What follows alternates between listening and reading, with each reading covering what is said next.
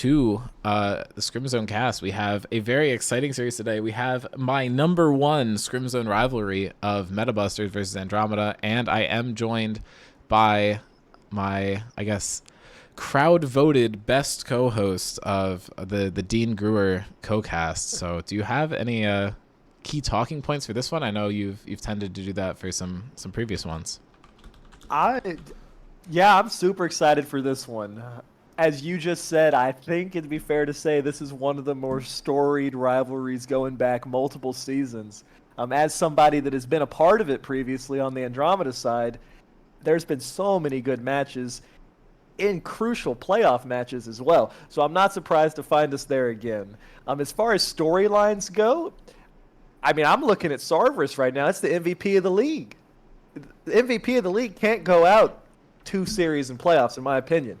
I'm looking at him to have a massive performance, but he's got a tough opponent. Like Tushini was MVP last season with him. Tushini, I think, has had I'm not gonna say he's had a bad season. I think he's had a poor season for his standards. Yes, but that's because he set his standards so high because of how good he has done in the past. But I know that he could turn it on at any moment. So I don't think it's gonna be easy. I mean, this Metabusters roster, they're defending champions. I think people are expecting them to finish, like they were put in the top 2 with Rift Sharks going into the season. They ended up finishing in 5th. I guess the standings are including playoff results, so they're a little messed up. I forgot to just freeze them. But yeah, I mean, I think Metabusters kind of underperformed what people thought from them. A lot of this was because Jacob did take a little trip to Europe, and I think people will debate on how much of that is to blame. For their I definitely failures think or not, it has an impact. I think it has an impact, but I'm going to be honest. I don't think that's the sole reason they've been struggling. Oh, I me think neither. Tushini has been underperforming, and honestly, more than Tushini, I think Foosier has been underperforming based on the level that he showed last season. I thought last season Foosier was playing like the best jungler in the league, and I thought this season, I think he's just been middle of the pack. Yeah, no, last season we did end up in finals against this team, and Fujer made them feel unbeatable. Like, obviously, I was getting, I was the mop, and Tusini was the one cleaning the floor in the mid lane. I was able to clean it up a little bit in Game 3, but we had kind of lost the plot everywhere else on the map. But, I mean, I think Fujer was really pushing the pace for this team and getting a lot done. We've seen some kind of off-meta stuff coming out from him this season. It's all looked, like, frankly horrible. I'm not going to play nice there. And Tusini, I feel like there's been a lot of talks about the Annie pick, and is this good? Is it not? Metabuster seems to be super high on it. I think they feel like it fits like the Tusini roaming play style that was doing so good for them last season. And I think if they're able to get him on a champion like that and play around it successfully, I think it works out. And I think that could be one of those things that isn't as obvious with like the Jacob versus Jackson options. Like I think Jacob's so used to playing around the map with Fujer and Tusini that I think having that could be super helpful for them. So I think it'll be kind of interesting to see how that goes. To me, you see it right there on the screen right now. Champions to watch for Fujer. It's the Jarvan. When he was performing at his best, it was things like the Jarvan, where he was just putting out so much early game pressure.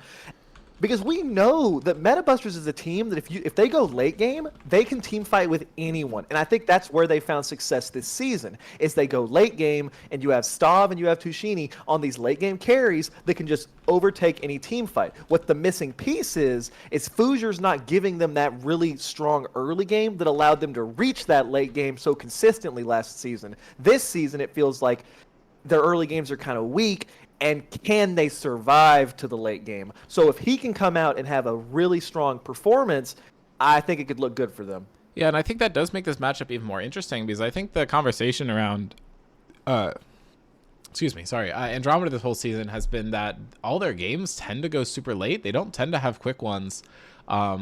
So if they're not really able to close out, I think that could actually deal Metabusters a very good hand in this series. And we kind of saw that in the Fruitcakes series, especially in that Game 3. Like, Andromeda had a lead basically all game, it felt like. Like, it wasn't a huge lead, but then they kind of fell apart in the mid game and weren't able to close out in the late game like they normally did, and that gave Metabusters a huge window to kind of get back into things, which I thought was pretty interesting.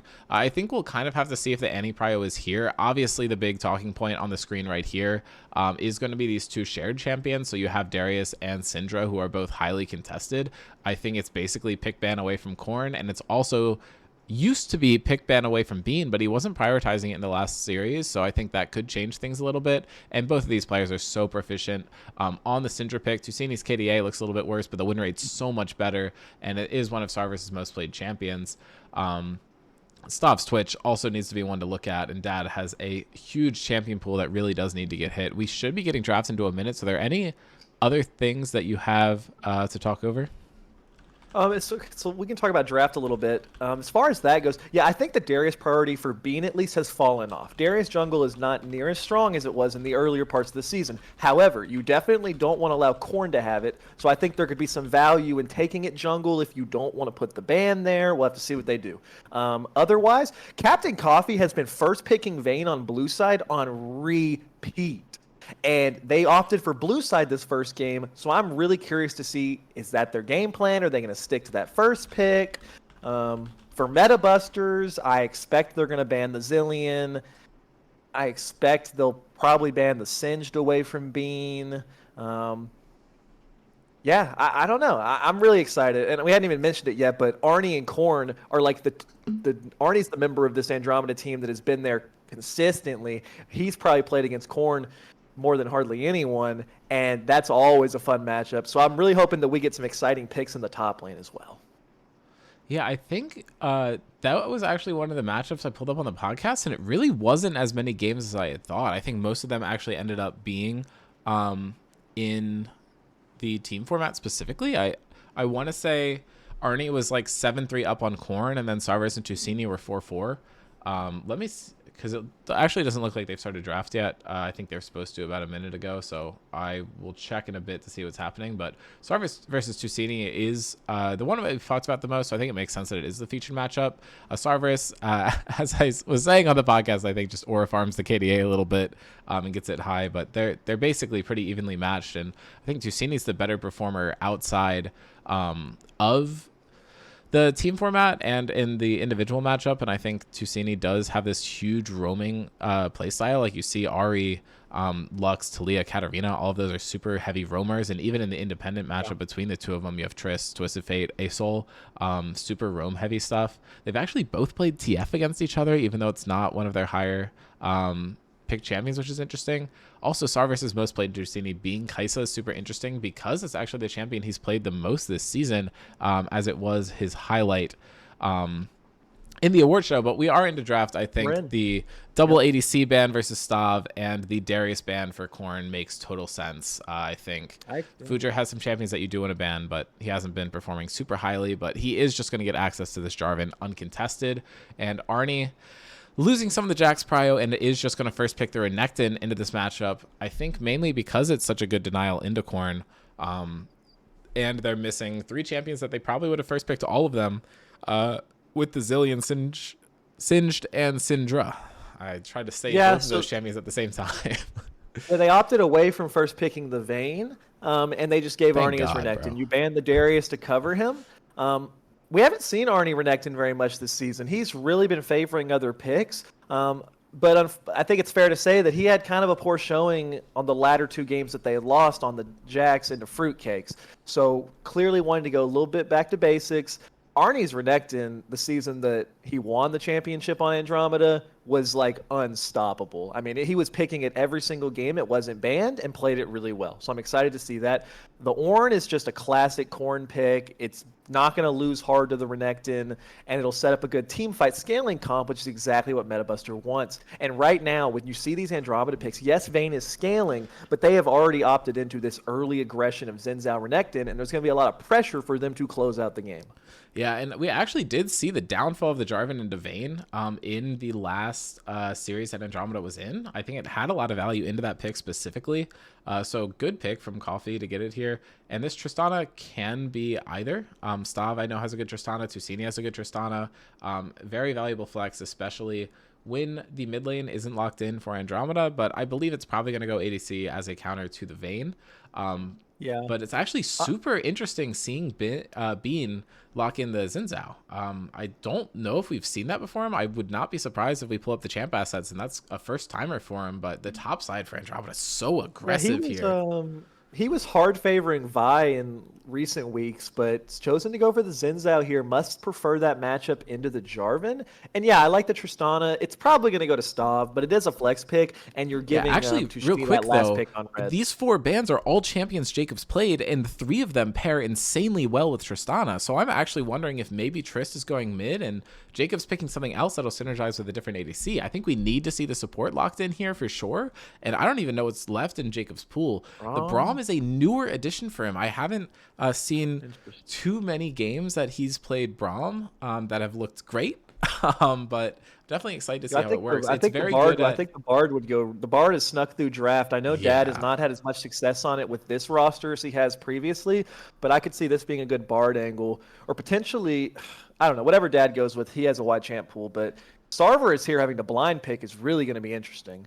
Yeah, and And it as is we the were talking Bard. about in I love it. the last series, I think Sarv R5 has a lot of value, but it wasn't getting as much as we were hoping it would. The Vygar pick was super solid, but we're just going to see the Ahri locked in, which is pretty classic. I think maybe Stav could just pivot to a different champion here if there's something that has a bit more hybrid damage, like a Kaisa could be really good here, or even just an Ashe I think would really slow down the game. But it is just going to be this Annie pick again, so we'll have to see if it's actually any good.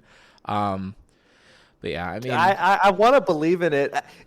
So Annie is not a bad matchup into Ari.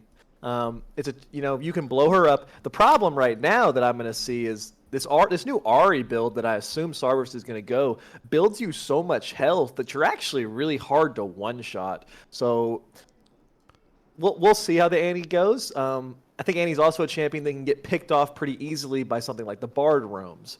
But my storyline going into this game one is Andromeda has to win this game because they've just went back to first pick Renekton. They got the Bard. These are these comfort picks that I know for a fact they haven't felt as confident on this season, but they're trying to go back to comfort here. So if I feel like if you drop this game one on your comfort, they're going to be kind of scrambling on what to do. Yeah, I mean, they have side select, which you always want to win your side select games. And honestly, this Meta Busters draft kind of looks like dog shit. I'm going to be real. You have so many champions that are just looking to burst, and the Braum is not necessarily facilitating all those very well. The Braum's kind of like it's there to stop them from getting an early lead, it feels like, and it's going to be good counter engage into the Zen and Renekton as you get late, but Vayne, Bard, and Ahri are not going to get touched by that champion basically the entire game, and you're kind of relying on Tristana and Annie to have a decent early game and propel you into it, because they have skilling upsides. Like Tristana and like Ornn's going to help out everyone, so you're going to get a little better as the game goes on, but they have a huge mid-game spike that does do decently well into like the more early game sided start of the draft for Andromeda, but then when they pivot to like the Bard and the Ahri, I think it loses a lot of value. So it's not one of those drafts where you have like early game jungle and then 3 scaling lanes where you're just going to come in super hard if the game goes to a certain time limit. So I think there's much more of a burden of execution on this Meta Busters draft than I necessarily want to see coming out from them, and I think the macro is going to be really huge this game. Yeah, and Noam made a point in chat that he thinks that Meta Busters was kind of hoping that Dad would go to the Bard because then maybe you could potentially abuse Coffee if he gets left alone in lane.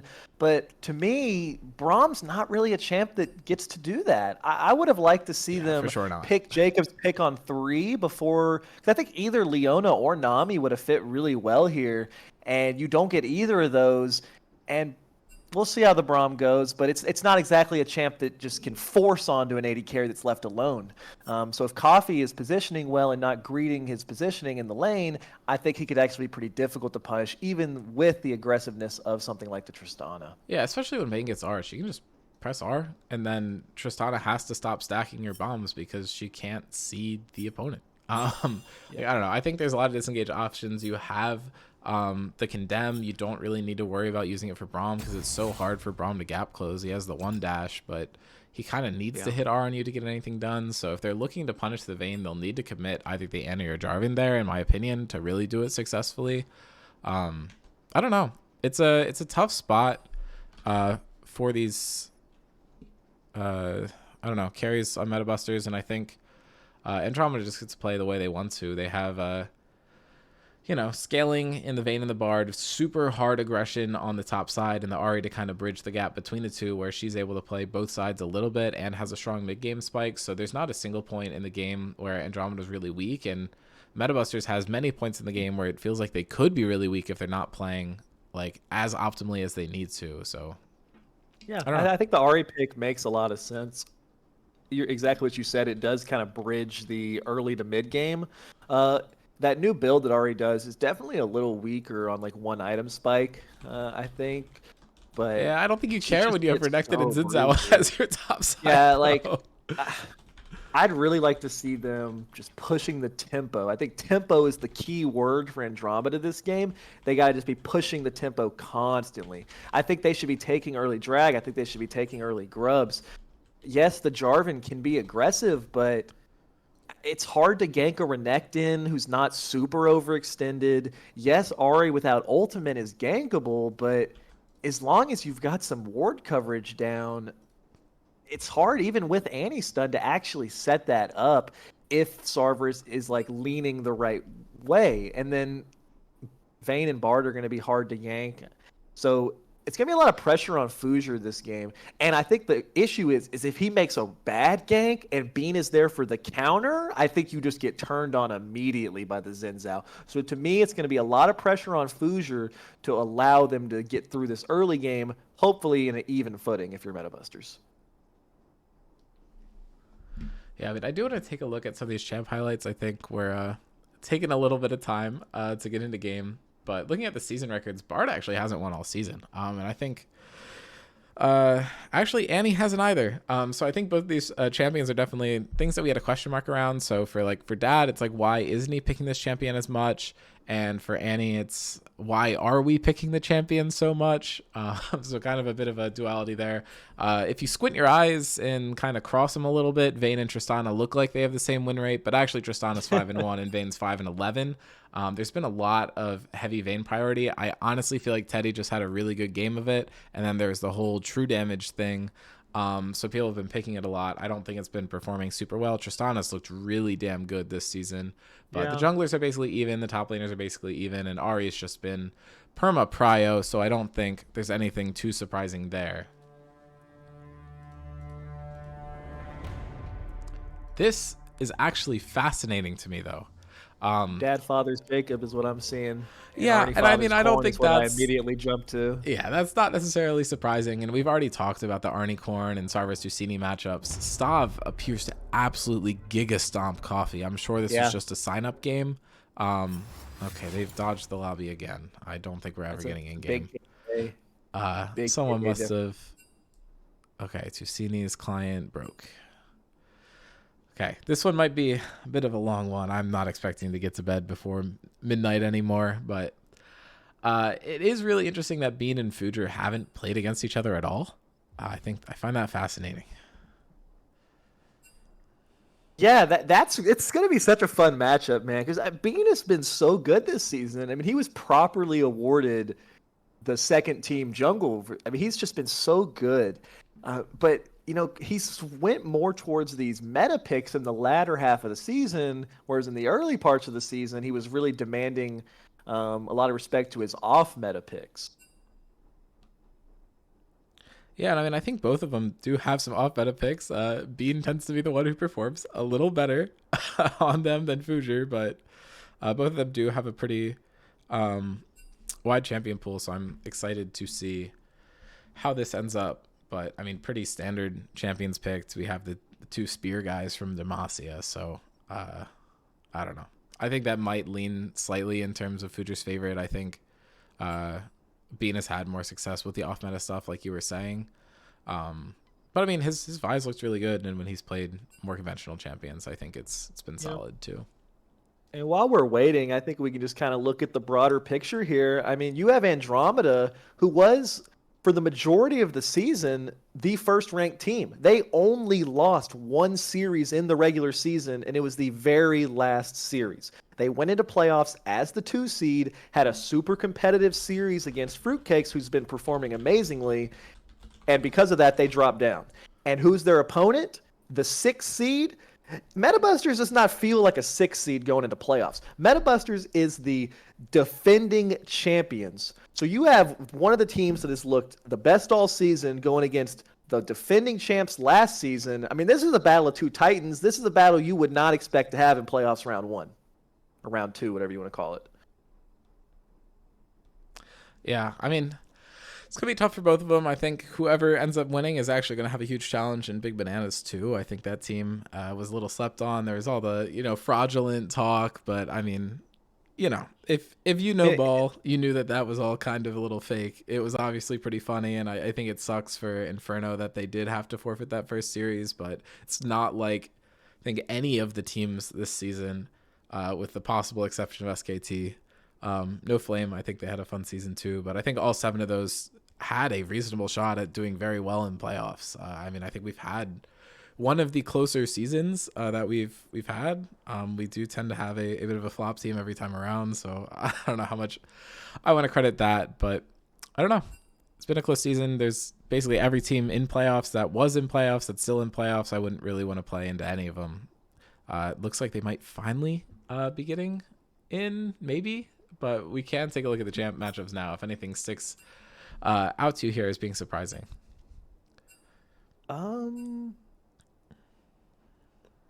Nothing's really surprising here. Vayne is 1-0 into the Triss. You might have considered the Triss to counter. Having never seen Ahri into Annie's a little surprising. I think that just goes to show that Annie's not that popular of a champion, because that has historically been a matchup that people would pick into Ahri.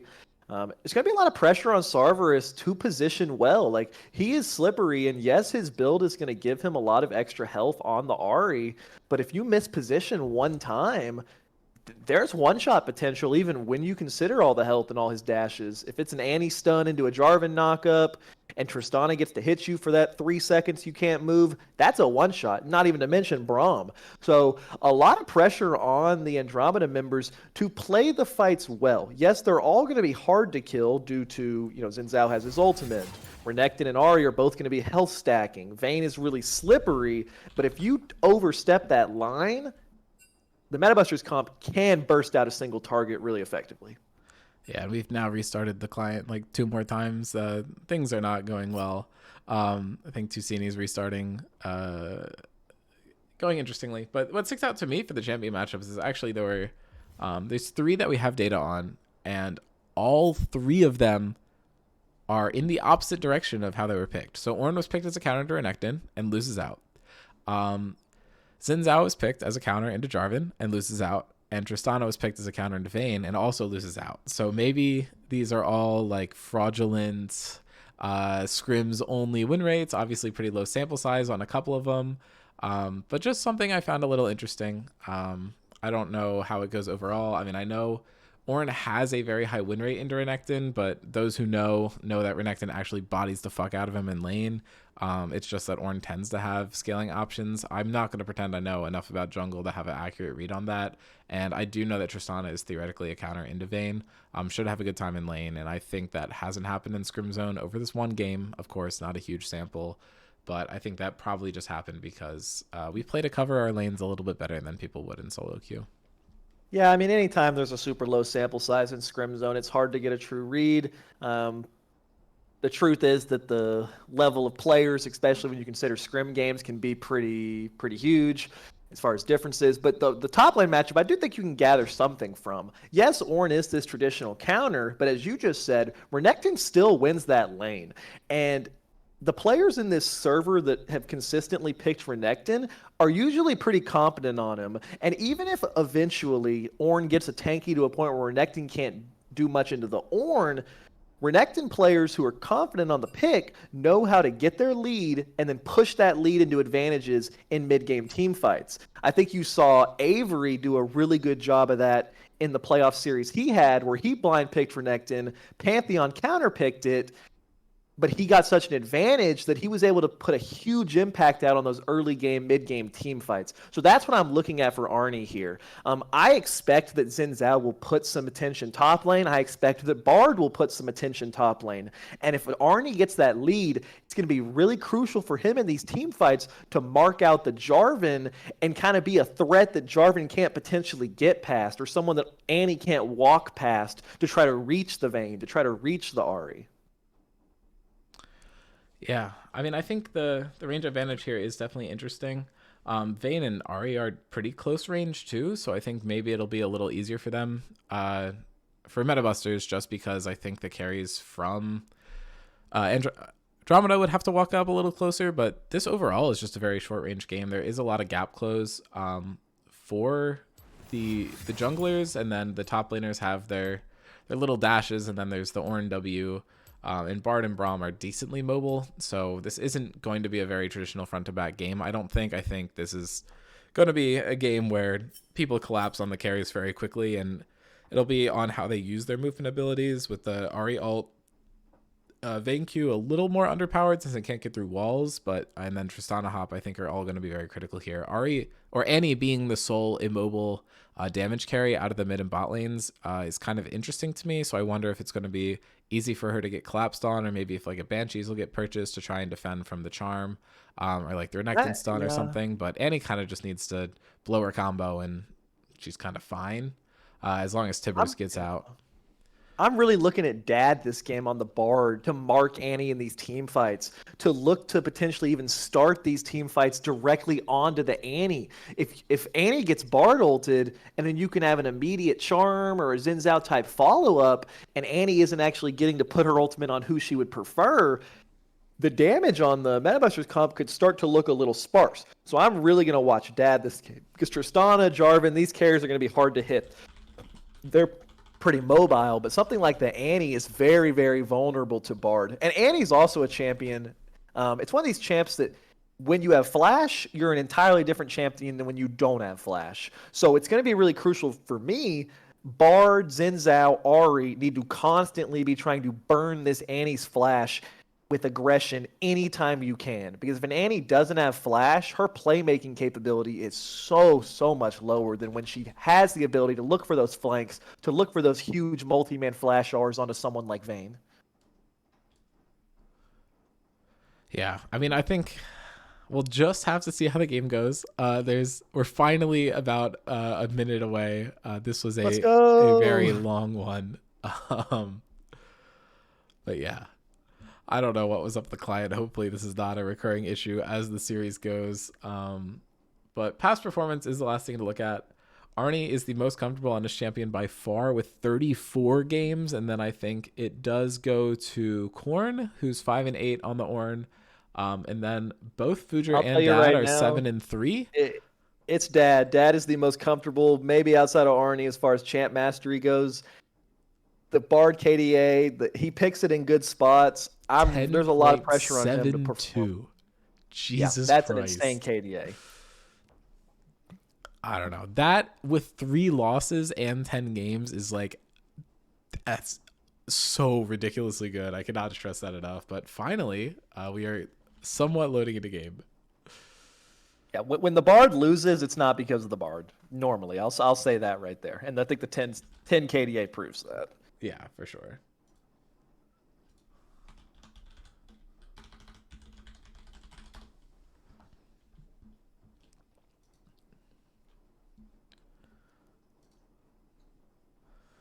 Yeah, I mean, as you were saying, that's 359,000 mastery points. Arnie's close, and Korn is actually close in the Ornn too. I wasn't confident enough to shout that out, but I had a feeling he was up there. He only plays so many champions, so it's not surprising that he's super comfortable on all of them. Fujer, and I think this is just one of those picks that gets played so much in scrims, but you don't really play it that much in solo queue. Yeah. He's definitely comfortable on this champion. 60k mastery is a solid amount, and Tusini's really been putting the Annie grind in. Jacob's actually gotten up to level 4 Braum. I know he's been playing it a lot recently. I know I'm called that out in the chat too, just to mess with me for being a doubter. But I don't know. I think this is a bunch of stuff people are comfortable with the exception of being on the Zen, which I called out earlier. So kind of excited to see how that goes. Client Yeah, taking a I'm little bit to excited to load see in, that as so well. I don't know. We'll have to see when that happens. Sorry, what were you gonna say? I totally just cut you off. I'm excited to see the Zens out as well. And I do want to give a little bit. I think we've been a little critical of the Annie in large part because of the performances haven't looked that good. I think the pick can be strong. And, there's a world where Andromeda somehow fumbles this early game. Annie starts snowballing and can just one-shot Zen Zhao if he walks up. So, like, there is a world where if the Annie Jarvan can play really well together, which is what you expect from Tushini Fujer normally, there's a world where the Annie could snowball. So I'm going into this one with a pretty open mind, excited to see what both teams can provide. Runes and everything look pretty standard. Dad went for the electrocute on Bard, clearly trying to play for a lot of aggression. Welcome to Summoner's Rift. Yeah, I expect the early game action to be coming out from Andromeda's top side this game. I think if they're able to find a window for the Tristana to engage, I think oh my god, I can't talk. Metabuster's bot lane has some windows there too, so we'll see if they're able to capitalize on it, but the Zen and Renekton really need to be getting stuff done. An ideal world for Andromeda, they're able to get 6 grubs and a dragon, so we'll see if they're able to kind of achieve that. Definitely.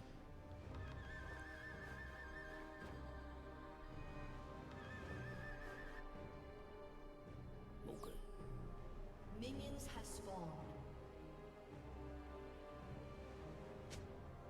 Looks like Fujer is choosing to start red. Both Jones are actually choosing to start red. So starting on opposite sides of the map, it'll be interesting to see if Fujer goes for a full clear towards bot, or does he look for a top side immediate gank in either to the Annie or the Ornn to try to help them out? Because they both have good CC that can actually look for an early gank. Yeah, it's a little more guaranteed on Annie, but the range is a lot shorter, so the flash usually does have to be committed there. I expect the first couple levels to be pretty slow. Renekton probably going to start trying to get stuff done once he hits 2, but Korn, very experienced on both champions, should know how to play around this lane correctly and not put himself in position to just get his shit kicked in. Yeah, and you actually do see a level 2 gank coming up to Arnie. I mean, exactly what I said could potentially happen here. He doesn't have the E, the slice and dice. Going to have to try to flash. Low. Flag and drag coming out, and he does flash to make sure that Arnie gets hit by it, and they're going to pick up the first blood going on to Korn there. And that flash helped so much from the Jarvan. Arnie had already committed his, so they're knowing that they're 1-for-1 flash trading there, and Fujer executes that perfectly. That is not an easy thing to successfully pull off. Some junglers might tell you otherwise, but definitely easy to mess up, especially in a playoff game where you're feeling nerves. And that's exactly why you take the Jarvan. You can look for those early plays. And, with the 5 point of both teams, Andromeda had no information on where Jarvan was starting, and no early ward down just took Arnie by surprise there.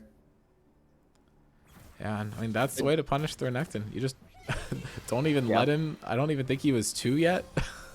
So no, he was level 1. So critically though, that does slow Fujer's clear a little bit. It does give Bean a little bit of a tempo advantage. Gonna have to see, can he do anything with that? Can he turn it into a play to try to give something back to his team? It's gonna be hard to go top with the wave pushing into Korn, and he also does have that river ward.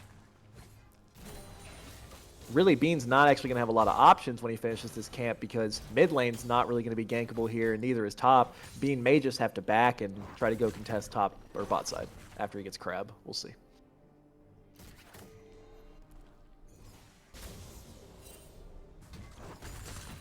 I mean, he's only like a camp and a half behind. It is getting a little worse as it goes on. So I think he's going to end up like a full 2 camps behind at some point, but he actually did end up skipping out on the Wolves and is now just taking a bot crab to line up with Xin, so he's going to be a little farther behind. I think 2 of the CS I thought he had were actually just from taking him on the wave. Is looking to kind of mess with him bot lane, but maybe we'll just be able to go back into his bot jungle and clear some of that out. Xin actually not being able to find too much here. Is going to look to gank mid, but Annie just isn't even there. Tusini was looking for a roam bot, saw that the Bard portal got used, and is just going to take a reset here. So Xin just not finding anything, and I think the time waste is going to just even the 2 junglers back out. Yeah, there's really nothing for him to look for here. Didn't opt to go for Jarvan's bot side when he showed top, so just got his full clear off. He's going to get a reset. It's just fine. I mean, I have to see what he can do as far as aggression on this next camp respawn cycle. But good deep vision by the Annie that Tushini put. If Xin Zhao gets spotted on that ward, it'll be really hard to make a play. Yeah, game has slowed down a lot. It looks like they got the early Jarvan gank off that they wanted. He did end up skipping one camp over it. Just judging by the CS numbers, I wonder if some of the wolves are alive, but not all of them. That's always a possibility. But no, Tusini pushed a little under tower, actually being able to stay pretty even in CS, especially after these waves crash. So pretty even across the map, except for bot lane where there's basically a 20 CS lead. The Shatana pick is paying off so much, although it hasn't backed yet. Now the Xin is entering there. Stav could be a little bit in trouble, but is able to jump behind the wall, and now the stun stacks are going down onto Bean. If they're able to get it off, that could be huge. But now Jacob does not have the shield anymore. It's just going to hope his resistance save him, but resistances aren't going to help against the true damage from the Vayne or the Ignite, and that last auto not able to come through would have found the kill onto Dad, and they're able to get a 1-for-0 with the Xin Zhao gank, which does make up for the top side. But Stav just jumps in, flashes, and is not going to get anything, and now Bean's back to kill him. That was not what you wanted to do here. He so does illegal. Have barrier Give it to Vayne. Wow. Stav just getting a little too aggressive there. I thought he played that pretty well, but clearly was hoping he could get the reset into jumping back out, but just couldn't find it. And Tushini burned ultimate there, and Sarveris was pretty confident that he wouldn't die. Manages to walk away from the Tibbers while saving both ult and flash. Oh, Arnie could be in trouble here. Yeah, and I think it's just wraps for him. The second brittle proc is going to come through. Fujer has to flash in, and I think he's actually just going to get killed, and they're not going to be able to find Arnie. That's why you picked this man, the Renekton. I mean, just he played that pixel perfect, good dashes, found the stun. I thought he was going to go down there. I mean, he was only on starting item into a Bramble Vest, but lives it on 1 HP and gets the trade kill. That's so big for Andromeda. Yeah, and then like Cosmic Insight for the Jarvan, he was able to get that flash up even earlier, and it just didn't matter. Arnie didn't have to blow anything. He was just able to get the slice and dice out, and the ult just makes him that much harder to kill. Was able to get the Q healing with the empowered Q on both of the people trying to kill him, and things are looking very good for Andromeda as this game goes on. Yeah, I mean, I like MetaBuster's early game plan here with the Jarvan. Arnie living that's really unlucky if you're MetaBusters. Just well played to him. But yeah, and you never actually saw any pressure towards Sarveris, despite the fact that he was pushing up pretty much most of the early game. You never actually got a Jarvan play towards him, so he was able to survive the early game and is pretty comfortable now. Yeah, now Arnie's just hard winning this one. He was able to find some slight XP from the kill. I don't think he's backed on it yet, but now we're going back to top lane. The brittle procs from Ornn are still going to be I don't know if you can do grubs here, but Xin Zhao's like unaware. Or no, he's on vision. They're well aware. And now Fujer might just get taken out by Bean right away. He's able to survive for a little bit, but now he just gets flashed on by Arnie, and Tusini falling down super low, and Corn's just going to get picked up here too, and that's a double kill going over to Arnie, and the Renekton is so strong at this point in the game. And I mean, that's just level 6 difference right there. Bean had ultimate on the Xin Zhao, Fujer did not, and that made all the difference.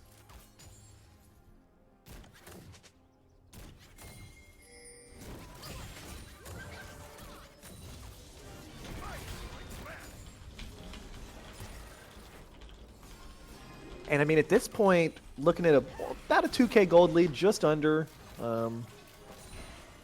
Pretty comfortable if you're the side of Andromeda. Yes, you still do have a little bit of a worrying CS difference in the bot lane, but with how strong your Renekton is, despite the fact that he got cheesed into a first blood on that level 2 gank, you're very, very happy with how Arnie was able to restabilize his lane. And I mean, he picked up both those kills in that top lane skirmish. I mean, anytime you pick Renekton, you need him to snowball, and he's well in a comfortable position for that now. So expect to see them continuously keep putting pressure topside. And critically, this is all with Dad sitting in lane the whole time. I mean, Bard has been in bot lane pretty much the whole game, and yet you've still managed to win the topside.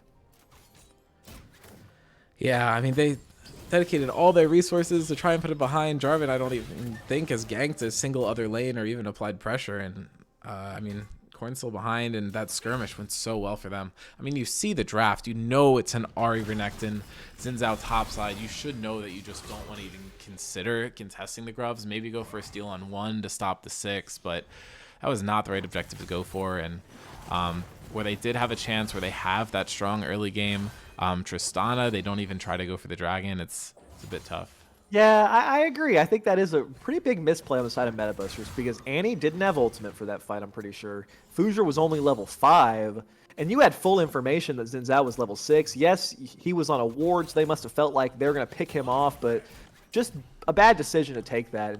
But this is a pretty creative lane gank, but really nice ward by, I assume, Dad in that bush to completely spot out this lane gank. Now it's just a game of how long can they bait his attention to make him think that he could get something and just waste his time. Yeah, he cancels the base once.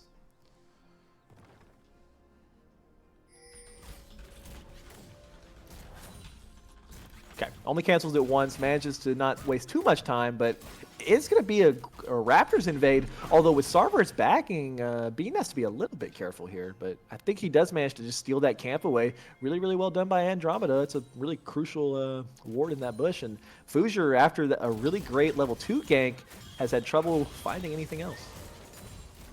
Yeah, the Tristana lane just looking for push here. Might be able to pivot over to the dragon, but it's spawning in 30 seconds, so I'm anticipating just a back. Maybe Stav has a good buy here that he's going to be able to use for the dragon. I don't know. Neither team really cares too much about the Chemtech drag itself, but being able to stop the dragon stacking or continue it, depending on which team you are, is going to be really important. The Roa is completed, is going to be a 21-minute completion. There are definitely games where you can get it a little faster, but you're not complaining as the Ari here.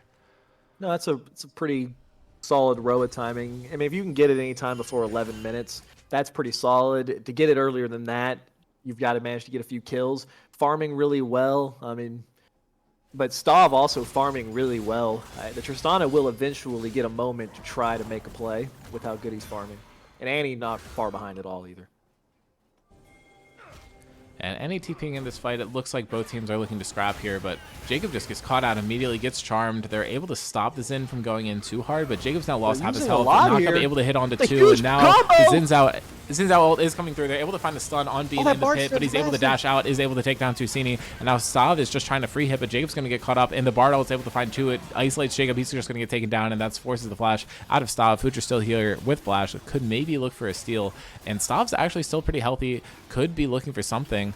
The Yuntal is completed for him, so he's very strong, but now Future just gets completely caught out, and I think Stav is going to be the next one to join him. Looking for the reset on the coffee, is going to try and jump through reposition, but I think he's just going to get taken out here too, and that is going to be a 4-for-0 double kill going over to Sarverus in that fight. And Arnie just shoving out top, and Ornn wasn't even there. No TP available for either top laner, so they knew that was just an isolated 4v4, and Andromeda looked so much better at it, and I was calling out that they wanted to be able to get both grubs and maybe a dragon, but now Andromeda's gotten 2 dragons and most of the first set of grubs, and it's going to be so hard for Metabuzzers to contest the second stack.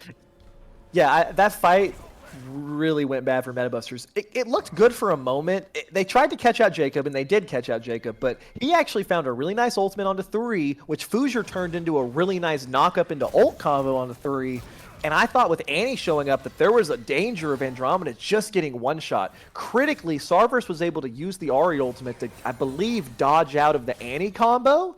And so they weren't actually able to hit it on everyone. And then, yeah, they were able to just clean up the fight. Massive plays by Bard there as well. Hits a stun onto the Annie, and then hits that massive 2-man Bard ult that just doesn't allow Stav to do anything.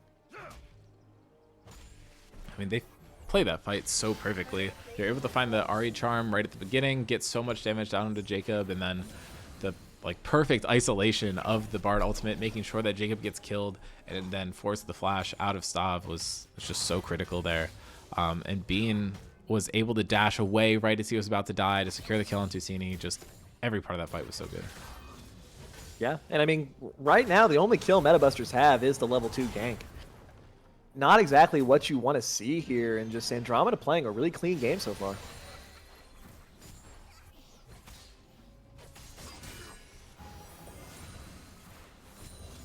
And Bean is on to those grubs and should be able to pick up all 3, and that should be feats of strength, because they'll have both the kill feats and the objective feats.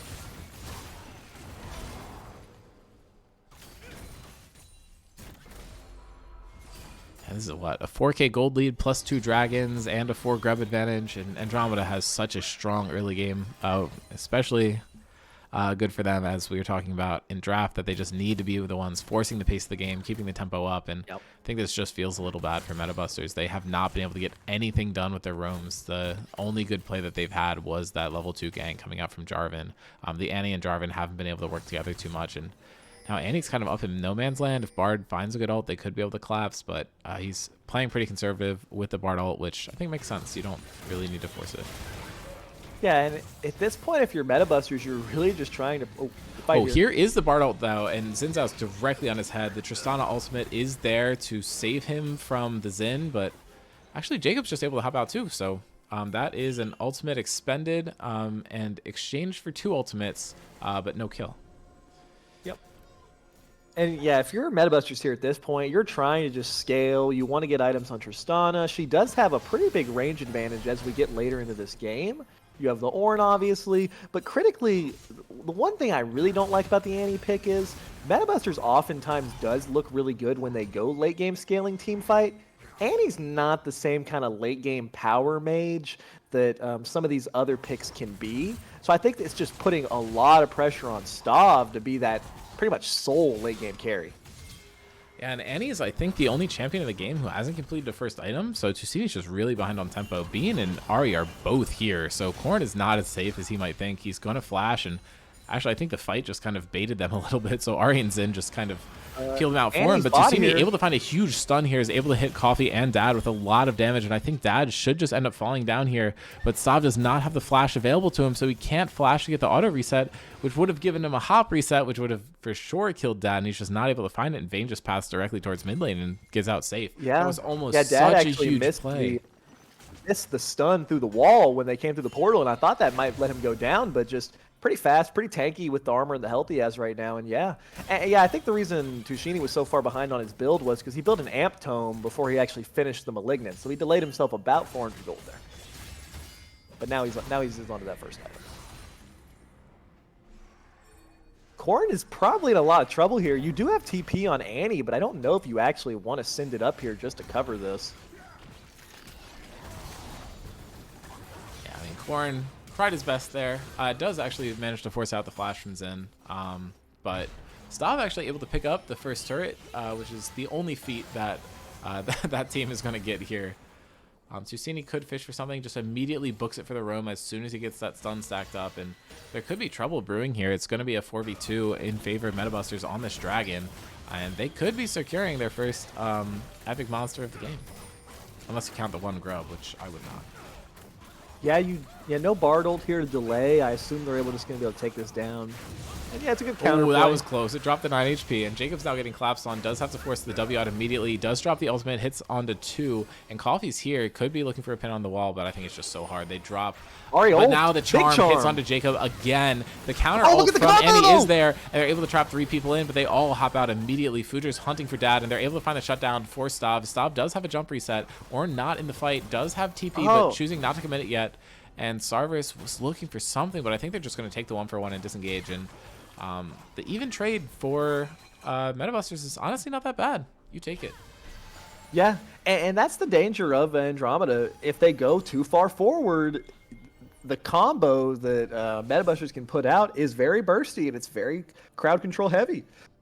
I thought Ornn potentially could TP behind them there and tried to extend that play, but didn't want to get too greedy, wanted to take their kills, got a kill on the Stav, get him some more gold, get him some more items. Maybe once he has that Infinity Edge, you can start to look to potentially take over a full team fight.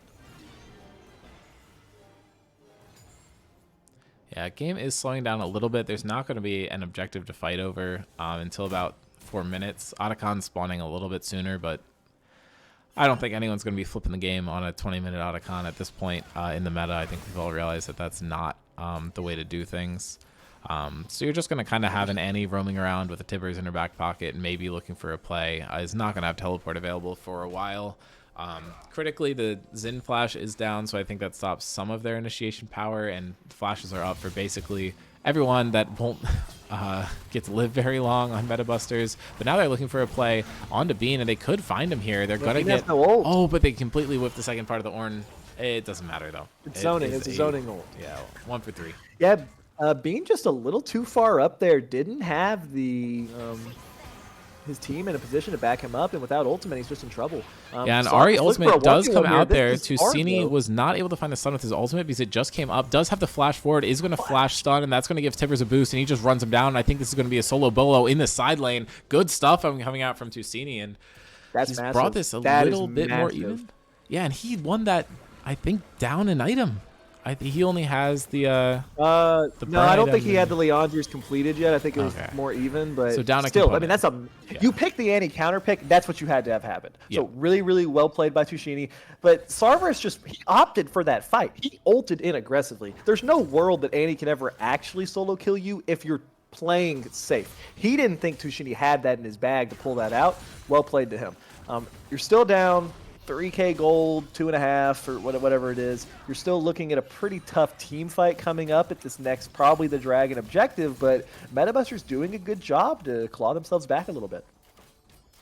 Yeah, for sure. It's kind of gap closed down to like 2,500 gold, which is not as bad as the 4,000 it was earlier, and now you have a dragon to your name. So definitely getting a lot better. The next dragon's going to be up in 2 minutes. It is a bit critical that the Annie flash is down, but so is Ahri flash, so I think that's kind of even for you, and all the junglers and top laners and stuff have theirs back up. So it should be a pretty even fight. The only one that I think could still end up being down, besides the mid laners, is the Bard, potentially. But I don't think that's the most important flash in the game. Bard has a lot of mayhem he can cause without it. Annie without flash is a lot more vulnerable than Ahri without flash, so... You do have that. Might be able to get the turret here. Yeah, I think he's just going to get it. Actually, one auto away, awkward. And now Sarvis is caught out a little bit, but there's no one in the area to kind of help finish him off. So that tower's just going to fall next wave for sure. I'd really like to see Dad on these, less around mid and more on these side lanes. Like, I think he should have been pressuring bot with Sarverus when you had that solo kill. Potentially could have even walked up to hit the turret here. Yeah, he's getting so much damage on return, but now there's 3 people committing to him, and I think Korn just got a little hyper with the trading and is now going to try and find the kill onto Ahri. Gets the knockup. That's going to be 1 brittle proc, and the next, that auto would have killed. He almost had that, but is just going to end up falling down. I think this puts him in such a tough spot for Dragon. If he teleports immediately, he's going to be there, but he's not going to have ult. So I think MetaBuster's just going to need to look for this mid turret and see if they can get themselves out, which is going to be tough with the Bard ultimate here. They're all lined up. They're going to get the stun onto Fujer immediately, but he buffers the ultimate into it. Fujer's still probably going to fall here. Renekton TP is being channeled, and now that's 2 flashes to get out, but Tusini's going to be here on the backside of the fight, and that's a double stun. Tibbers is going to be here, but the ult from Arnie is just going to keep him alive. They're able to take Bean down, and they're able to get Arnie, and they're actually able to grab the Jarvan as well on the backside of the fight, but now Sarvis is just getting comboed. He gets the stun coming through, and Stav jumps in, is almost able to get the reset, but does get charmed, and that is going to be a triple kill for Tusini, and another one for Stav on the back of it. That's a 4 for 1. That fight looked like it was going horribly for MetaBusters, especially with the TP from Arnie committed, but now I think they just won themselves a dragon. Man, that's just not the fight you want if you're Andromeda. Your Ahri just had to expend ultimate in that bot lane play, and they looked for the play there. And without ultimate, Ahri's really doesn't have much to offer. And yeah, just really well played by MetaBusters to turn these fights around. I don't think Andromeda is doing a good job of marking Tushini, and he's finding really big multi-man stuns in every single team fight right now. And honestly, like, I was looking at it, I was like, are these the 2 targets that you need to hit? But there was just enough follow-up damage with the Tristana and the Braum that it didn't actually matter who he hit, I think, as long as he hit more than 1. So any pick definitely coming through, and now he has the 10-stack Medjais, which is going to give him a lot of extra crazy to me. Speed. That's so crazy. Yeah, that's a big confidence purchase right here.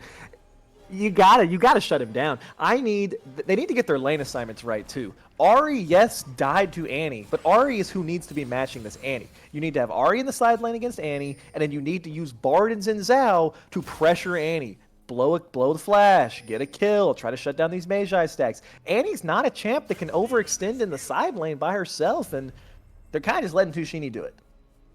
Yeah, I mean, this Magi stack is, or the 10 stack threshold is going to help him out a lot. Sarvis is looking over the wall. They're maybe trying to see if they can find a play on Tristana, but making sure to keep Sarvis out of vision, sneak him around the map. And I think the Magi is going to make it so you need to flash slightly less just because you can get that extra approach speed to try and find good engages, and that'll help out the Annie a lot. But this is a 5-man clump from Andromeda. They want a little split. The charm is so valuable here. Forces stop, splash out immediately, and Fuji needs to go over the wall to follow. They're able to find a kill and a flash for it. Tusini could be looking for something in return, but he's only able to find one target. I don't think he's going to find the kill onto Bean. And yeah, Tibbers gets taken down, and goodbye Magi stacks. All the stuff we were talking about now means nothing. Corn splitting on the bottom of the map, hoping to find a turret, and really good play from Andromeda. They're able to just face check the bush with the charm, able to force Stav's flash out, and that completely ruined their chances of winning that fight. Yeah, I don't know. Andromeda just grouped up, walked into the jungle. Metabusters didn't expect him to be there. Huge charm, chunked Stav out, and yeah, it's another fight where Corn is on the opposite side of the map. I think you've kind of lost the plot if you're not grouping more with the Ornn, in my opinion. But I mean, how many times have we seen this season where a team gets snowballed into a team fight loss that immediately turns into not only Otacon, but then the Baron? Huge Bartle doesn't allow for a steal attempt. Yeah, that was sick. Stav trying to get some damage down. The lethal is stacked, able to get that extra on-hit damage, but I don't know. It is very critical that Corn wasn't able to get that side lane tower. The gold influx there negates half of what you get for Baron, so that's actually pretty impactful, and denying that is just going to feel so much nicer. They've gotten it back up to a 3.5k gold lead, so not the highest that it's been all game, but the Baron pressure with the 5 grubs is going to be so hard for Metabusters to deal with, and Stav's flash being down is so tough. Yeah. Arnie had a lot of power in that team fight. I mean, he didn't have teleport, but he's at the play, even though Corn has teleport, isn't at the play. And I liked his aggressiveness to just immediately flash on Tusini and put that stun onto him. Don't give him the opportunity to run away. Don't give him the opportunity to flash away. Just go on him immediately. I like to see that confidence. Oh, but Sarvis could be in trouble here. You do not want to face check a full Annie combo. I don't think he can die. Well, he doesn't have ultimate. There is potential he could die if it happens really quickly, but with the ult coming back up, he can always just kind of walk away.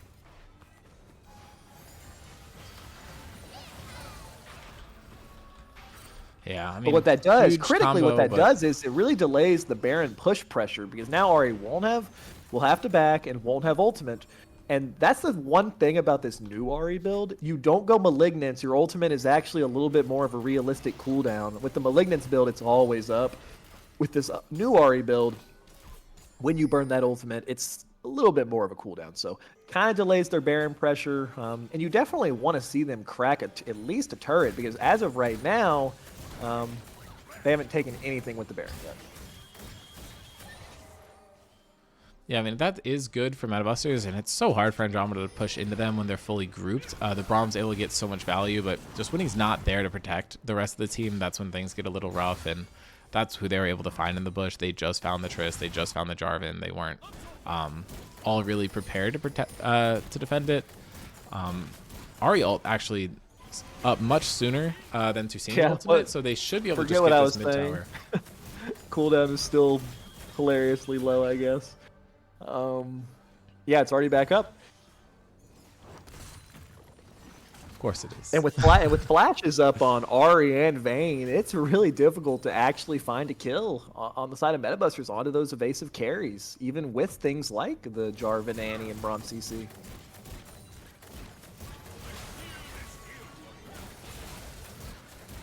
Good chip damage, but okay, watch Tushini in this next play. He does have ultimate backup, and he does have flash.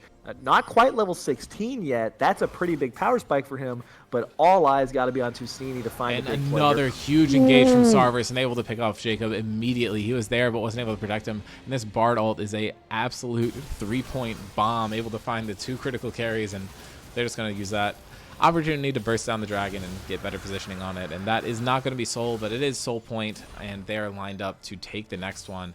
Nash is spawning in about 2.5 minutes, and Sarvis just absolutely playing so well this game. He's not getting a lot of the kill credit due to his build, but he's the one making the plays. I mean, he made that play, but that was fantastic. I don't even know if that's follow-up from Dad. That was the Bard stun into the charm.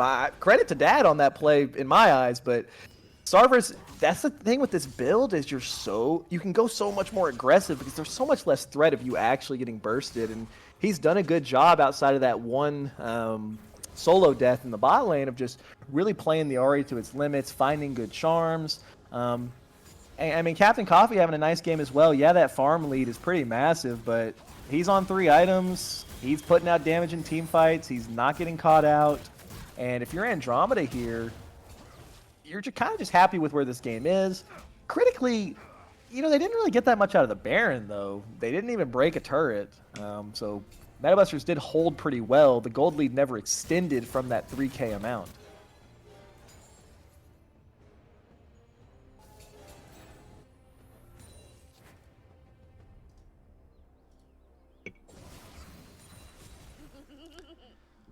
Yeah, I mean, it's tough for Metabusters. They need to ensure that every fight they take, like the next 2 or 3 fights they take, need to be absolutely perfect, or it's going to be real tough for them. Ornaments have come through for everyone but the Braum, and Korn's about to hit 17, I think. He's a little far off, but he's able to side lane. He should be able to get it before Nash is up. Yeah, the ornaments will are help him out a huge. little bit. Yeah, and I lot mean, of value, Stav does but- so much damage here. It's just they need to find a fight where he's actually able to hit, because he keeps having to jump away from the Bard stun, like you pointed out, and it was Ahri charm last time, so he just needs to not have to do that, and if he can use that jump offensively, I think it gets so much better for them. But now the Vayne's basically just as strong as the Trist, if not stronger. They're on even spent gold here, but Fujer finding an engage, and Dad taking so much damage. The bomb is stacked, but Fujer dropping an ult that does not do anything, and that is just going to fizzle the play. But Fujer looking around, he's now in the middle of 3 people. The charm comes out onto Annie, gets about half her health. Now Fujer gets condemned up into the wall, takes some damage, but the TP is going to dissuade it. By and Arnie. a huge ult forcing out 2 flashes from Dad, but now Arnie's just going to get caught here. Korn in the middle of this fight is going to ult and then flash away to make sure he can follow up on it. Pete, what are you able to hit doing? 2, Stav able to find 1, and Ornn able to grab the 2nd kill, and that was so good for Metabusters, but so many flashes expended to make that happen. They had to burn 3 there in exchange for only 1, but they might get Nash from it, and that would be huge. But Dad's still in the area. You can never count him out, and Sarver's full health. Coffee full health in the mid lane, but if they play up and try and threaten this, it could be massive. But I think they're just going to look to push in the mid. Yeah, I don't think you can do anything there because Tusini still has flash. I don't know what Bean was thinking there. He flashed into the middle of them. I guess he was hoping that he could flash in, hit a massive crescent strike with his ultimate to just throw everyone out and just survive. But he flashed in, got immediately bursted, and yeah, it was a gamble that did not pay off. And I think Andromeda was just out after the initial attempt to pick Bard. Arnie TP'd in super aggressively, got turned on, and then, yeah, I think Bean kind of ran it there. I'm not going to lie, flashing in and just getting bursted. But Baron is picked up. While we have this DoorDash pause, while we take the state of the game, still a 2K gold lead for Andromeda. Gonna have to see what Metabusters can actually do with the Baron. They have pretty good siege with the Tristana. And yeah, I mean, just back and forth. Both teams finding good team fights. Yeah, and I mean, I was starting to think for a second there that Metabusters was kind of out of it, but no, not at all. They're finding really good fights here. And it is fun that we have an actual DoorDash pause. It's been a while since we've actually had some proper food delivery interrupt the series, but this first game is just taking so long, and we are just back in. Okay, we're back, and so Bard Ultimate did force out both the Tristana Flash and the Braum Flash. They will not have that for these next fights, and you do critically still have Flash on both Ahri and Vayne. But on the side of Metabusters, Tusini still has Flash. When you're winning team fights without Annie having to Flash to make the play, that's always really nice because he has a Flash to go super aggressive on this Baron push if carry on the side of Andromeda ever mispositions.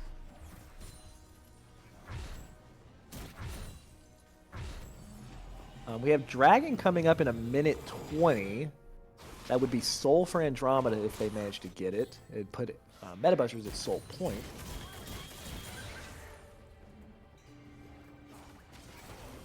But Tristana on 4 items cannot be ignored in these fights. Oh, and anymore. Dad could be caught out little here. Caught out but here. the Q from Braum missing, so it's going to slow down the stacking, and I think he was probably just out anyway. That blast cone was huge. Maybe an auto onto the blast cone would have messed up Bard, but that's definitely a slippery champion to lock down. Future is kind of in vision of 3 of them, and there's a bit of a battle for vision down okay, here. Future, I want to point out before this next team fight, Future has bought the Seeker's Arm Guard, so he will have the opportunity to go into stasis in this next team fight. I bet you'll see him go for a really aggressive ult play and try to buy stasis to soak a lot of their attention. Yeah, that is a nice way to counter the Vayne's kind of interaction into your ultimate. I think maybe something Mason could have looked into instead of building the... I don't even want to think about that Jarvan build. But, you know, I think that is a good adaptation from him, although it's not really because he just builds it every game. But it does have a lot of value on the Jarvan here. Zusini not getting hit by the Xin Zhao stab. If he's able to find a good ult in this next fight, it's going to be huge. And Korn's actually using his Baron to end up taking a tower. So I think the number of towers taken by Baron is going to be a little bit better for Metabusters, and they seem to have a firm control of the game right now because this dragon is completely uncontestable from Andromeda. Tusini playing a bit of Bush Warrior here and is going to reunite with the rest of his team soon. Orin on the bot side is now having to deal with the Ahri. Now a Death Bush of Andromeda's own is being set up, but the gold lead's basically back to dead even, and the grubs at this point are not going to matter as much because both teams should have an opportunity to just fully end the game if they get a whole wipe, especially with how much damage Triss does to tower, just like you saw there. Jacob going in is able to find an auto down onto Arnie, but that forces Arnie's dashes out.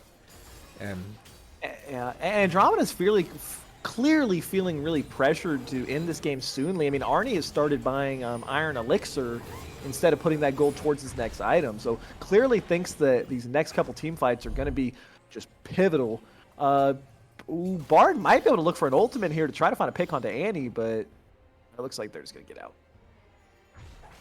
Yeah, it got a little dicey for a second there. There was a like 3 for 2 stack, but I think if they're able to dodge out from the Bard ultimate, then you get nothing, and then maybe you could even just lose the fight. If the Brahm's able to peel the Annie off correctly and stall out for someone else to get there, it gets super dicey. But the goal is basically dead even at this point in the game, as I said earlier, so the Soul fight is going to be huge coming up in 3.5 minutes, and you have an Ornn team that's basically like fully scaled out here, and Tristana is going to keep getting stronger.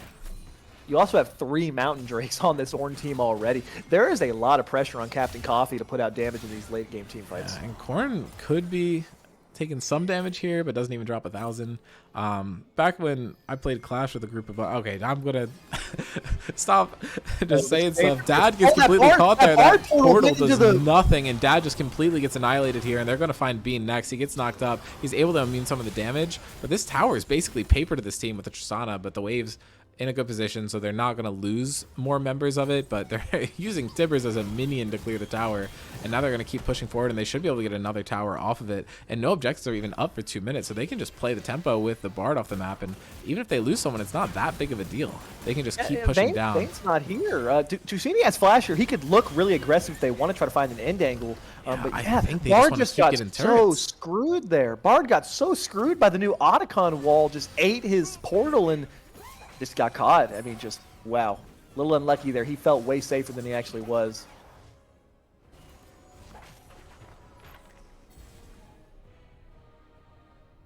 And yeah, I mean, I think both teams playing pretty reserved at this point. No one wants to make that fatal error that just turns into a full team wipe. That at this point, either team getting wiped will probably be the end of the game. And it does look like we're setting up for an objectives fight. Soul is up in 2 minutes. Baron is up in 1.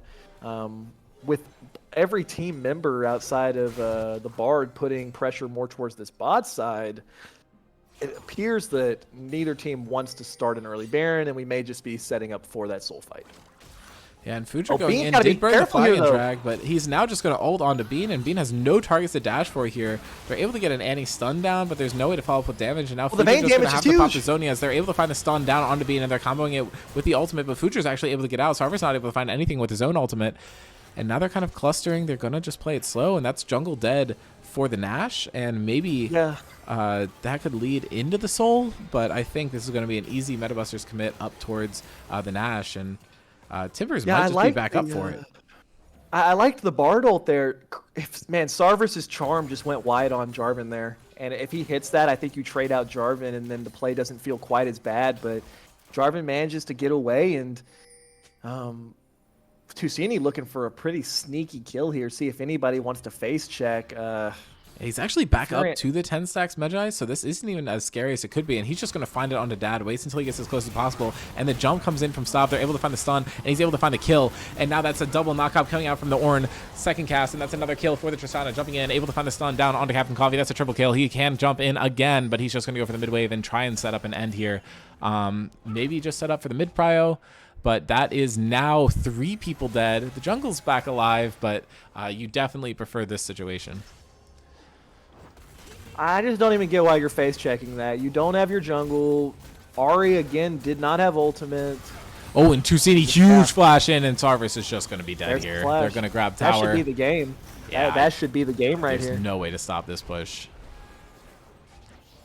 Tibbers doing huge work, making sure all the minions stay alive. Bean flashing in, huge.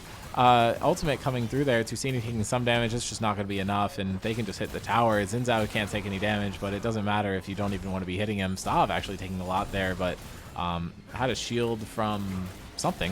I think maybe Locket that kept him alive there, and that is going to be game 1 going over to Metabusters. And as you said, I felt like Andromeda needed to win that game, and it seemed like it was firmly in their grasp. And I mean, it was 9 or 10 to 1 kills. It was a 4K gold lead. And they just misplayed multiple team fights. And, I mean, I've called this all season. How does Metabusters win? They pick team fights. They pick team comps that can scale and team fight you late game. And they pray to God that you make a mistake, and then they'll out-team fight you. And multiple times that game, Andromeda overplayed their hand, and Metabusters just, Stav in particular, just played those team fights so well that just late game, it just got too difficult for Andromeda to actually close out. And yeah, I mean, that's just been the bread and butter all season for Metabusters. And once again, they find it, and just well played to them. If you're Andromeda, you had good things in that game. I don't think you need to be super discouraged there. You clearly had a winning angle, but you got to find a way to clean up that mid game. Got to find a way to clean up those late game team fights. Yeah, for sure. I don't know. What do you think Andromeda needs to do to adapt here? I kind of liked what they went for. They just weren't able to execute in game. Do you think that they need to change anything in draft to set themselves up, or? I really think the draft was fine. I really think the draft was fine for Andromeda. I think they just have to play better. I think you want to hope that maybe Stav doesn't get a massive CS lead like that in game number 2. But I don't know. I mean, you picked an early game comp. You had a nice lead. You just weren't quite able to close it out. I think really where they fumbled was in the mid game. Yes, the team fights went kind of poorly, but with the advantages that they had, you should have been able to win both side lanes off of your Ahri and your Renekton creating pressure, and having Bard and Zinzao backing them up and allowing them to push more aggressively. I thought Tusini got to play the side lanes for free when he was just on Annie without a turret. If I'm Ahri that game, I'm screaming at Bard and screaming at Zinzao to come put pressure on this Annie. And I thought they just let Tusini just kind of survive, and then he consistently found multi-man stuns in those team fights. So as far as draft goes, I think you run it back and you just try to play it a little cleaner. Your other option is, because Andromeda is a team that has always team fought pretty well too, maybe they opt for more scaling. You say, hey, Metabusters hasn't actually been that strong in the early game. I think we can index into scaling, and they won't be able to punish us. So maybe game 2, we see 2 pretty heavily scaling comps if they don't feel confident in being able to actually close out on the early game lead.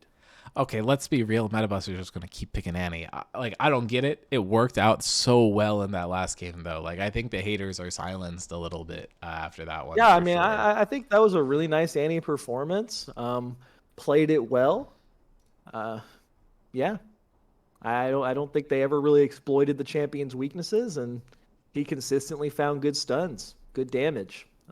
Well played by Tusini there. But I mean, that's what you expect out of the guy. I mean, he's been one of the best performing mid laners, at times the best performing mid laner of the past few seasons. He's just been a mainstay, and not surprised at all to see him put up a good performance. And if he's confident in the Annie pick, screw the doubters. Okay, you had a bad game on it. keep picking it if you're confident and keep performing. And yeah, really, really well done. So Yeah, and we are Andromeda back into get off draft. the keep blue side. Yeah, I mean, as you said, I don't think there's really anything they need to change. The Darius ban's going to stay, probably going to be Neela, probably going to be Twitch. I don't see any reason to mess with any of it. Maybe something else besides Neela gets banned, because I think this order is slightly different than what we saw last game. This could be the Syndra, and I think the last ban that we saw was the Singed. Jarvan actually getting banned here is a bit interesting. I don't know if that really changes what MetaBusters wants to do, but everything else has stayed exactly the same. I think they're kind of doubting that the Neela is just going to get slammed, which I think is super reasonable. I think that champion is not necessarily the most blindable thing in the world.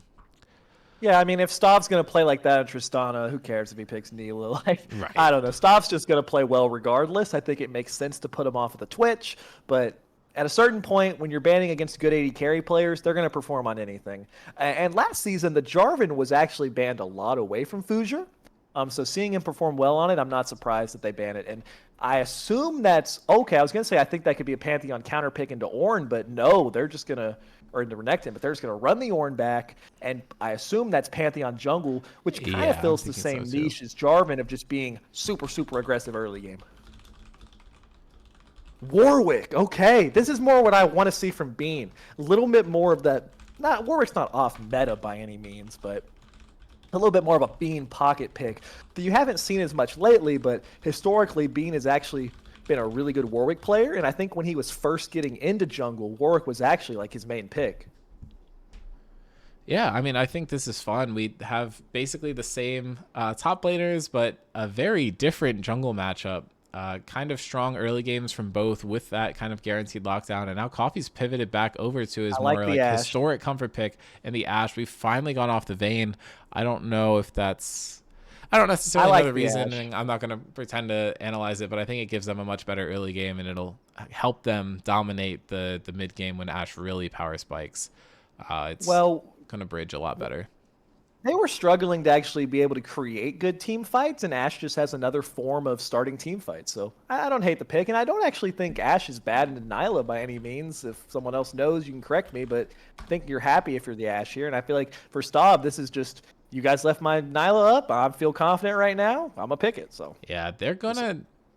they might not actually need much range, which I think is interesting. And yeah, I mean, the Neela is a very good pick into Ashe. It's definitely not one of her best ones, but it's not something you mind at all. There's a few that are a bit better, but being able to kind of counter-strike the autos, you're not going to get slowed as much if you do it right at the beginning of the fight. It's super valuable.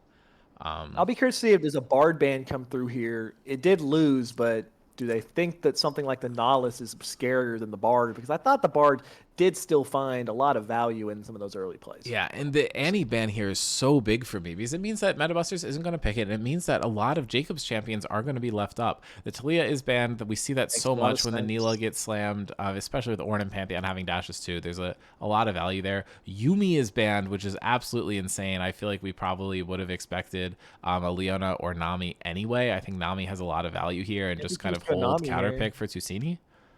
Yeah, but I wouldn't hate the Nautilus either. You know, Yuumi ban is just like Yuumi plus Nihil is pretty insane. And I think it's fair to say that I don't think Captain Coffee and Dad would be able to punish Stav the necessary amount if they went for something like Yuumi. So you don't want to allow them to have that just insane scaling bottom. I mean, I will say I think Braum Neela is actually way better than Yuumi Neela, and Jacob's Braum really did not look that bad. He got cut out a couple times, which obviously wouldn't happen if he's just attached to somebody. But do we know what he picked there? It looks like they didn't pick.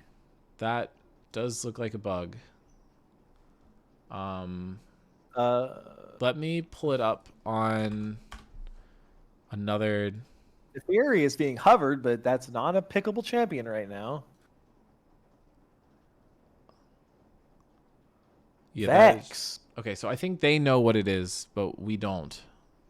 In Captain Chat, it was said that it's an Ahri. Okay, that's actually what I expected that to be. I think it's a good denial. If they weren't picking support there, that's what that pick needs to be.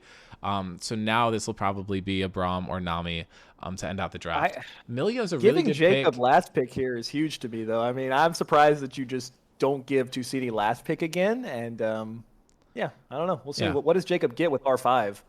Yeah, I mean, I think you still just want the Nami. You do get a little out enchanted a little bit, and I think Braum would be good because it gives Melio basically nothing to work with. Um, they're still not able to pick. It is Seraphine R5, which again, very good Neela pick. I am just going to load Yeah. our assets as quickly as possible so we don't have to look at this. But Does Milio mind a Seraphine though? I don't really know. no, I don't think so, but I think it's more for the Neela pairing, and I think just the general enchanting that you're going to get for the Pantheon and the Ahri is going to be really nice. I think that was less a how to deal with their comp pick than it is a enhancing your own composition. Yeah, I will say there is so much pressure on. I think Captain Coffee this game. The Milio is 100% to buff up this Ashe, to try to be able to actually play into this Neela to contest him, and for the most part this season, outside of the Zillion pick, Dad has pretty much just been playing Engage, and I know that that's something that Andromeda really relies on is having Engage coming out of support. So him being on a true enchanter, including a first-time Milio in the server, is going to be interesting. I will say, having played with Dad for a long time, he is a very good enchanter player. So I don't think it's a question of if can he play the enchanter or not, but it's going to be how does Andromeda look when all the engage pressure is on, I guess, an Ashe ult or a Vex ult or Warwick running at you. I think that's could be difficult to find those angles because traditionally, I think Vex is better as a follow-up champ than like a true start the fight champ. Yeah, and I mean, I think you have that ability with the Ashe R. Warwick can just throw himself at someone, and then Arnie, as we saw last game, is going to probably play pretty damn well here. But the thing that's sticking out to me is you don't really have any true tanks on the other team, so it's going to be very easy for any of these champions to get blown up by a good Ahri Charm, by a good Pantheon W. Neela just getting in and getting to do her thing.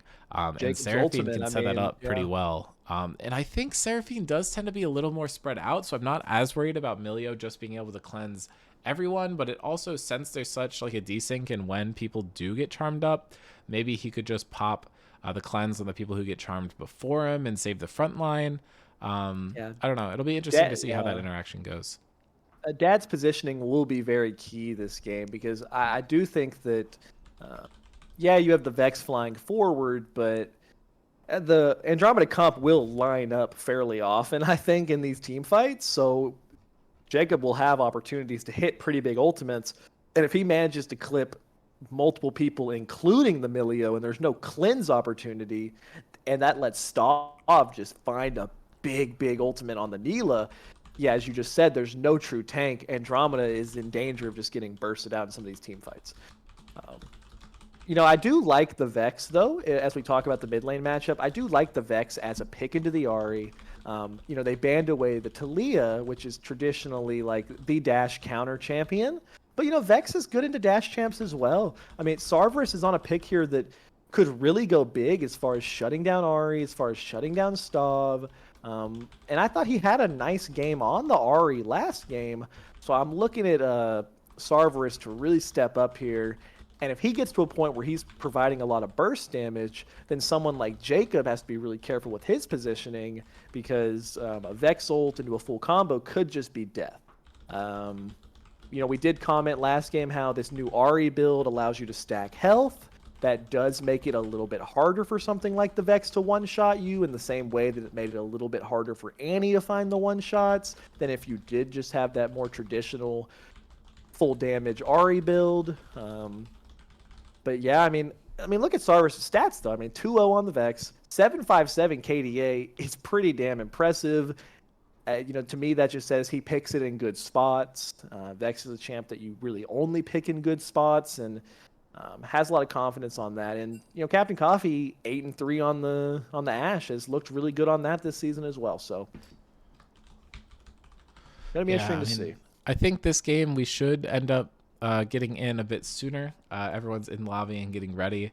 Looking at the season records, Vex is actually surprisingly 4-0. I wouldn't have called that out. Everything else is a bit what I expect. Milio been performing very well. Seraphine a little poorly. And the player matchups are what we're going to see. So just going over to the champion matchups where I think things get interesting. Vex appears to be a bit of a better counter than the Annie into the Ari. And Neela into Ashe has been so dominant. Seraphine versus Millia, I'm going to take this as a wash. Seraphine, better win rate. Millia, better KDA. I think that's about even. And Pantheon versus Warwick, I am not surprised. We have not seen this shit before, but that is going to be where my eyes are going to be this game. How do those two interact? Yeah, I'm not entirely sure. I assume that Pantheon probably wins early. I think he beats most things early, but if Warwick gets to a point where he's not in danger of getting one shot, I think he will win the sustained fights. The Ashe win rate into Neela's, I mean, it's low sample size, whatever. But, you blind picked Ashe, and you chose not to ban Neela, so clearly you were aware that this could come through. So I imagine that they were aware that this matchup could happen and that Andromeda was comfortable with it, and we'll have to see if that ends up being a good read or not. Yeah, one thing too, though, the Milio does give Ashe that little bit of extra range in a matchup where you already outrange the Neela. So, I'm really looking at Dr. Dad and Captain Coffee to play a really dominant lane here. Because if God forbid, if Stav is up 20 farm again, it might just be wraps. Like, the Ashe needs to get an advantage this time, and I'm looking at them to be able to do it. Yeah, I mean, I am honestly not confident into it. It's a rough matchup, so it's not really something that is inspiring to me. I think if they're likely to get something, it's going to be in this top side with the Vex and Renekton, both things that we saw that are able to get early leads into their matchups. Vex just through the stats that we're seeing here, and Renekton through the last game. And if they're able to pair that up with the Warwick, it looks really good. I think Ashe doesn't necessarily need to look to get a lead. They just can't get too far behind, and you're going to hope that the Vex and the Warwick are going to be able to keep the Neela away. The Renekton stun is going to be so hard to properly apply with the Counter-Strike that the Neela has. But I don't know, just making sure that the Ahri and Pantheon don't become too much of a problem is going to need to be Andromeda's #1 priority.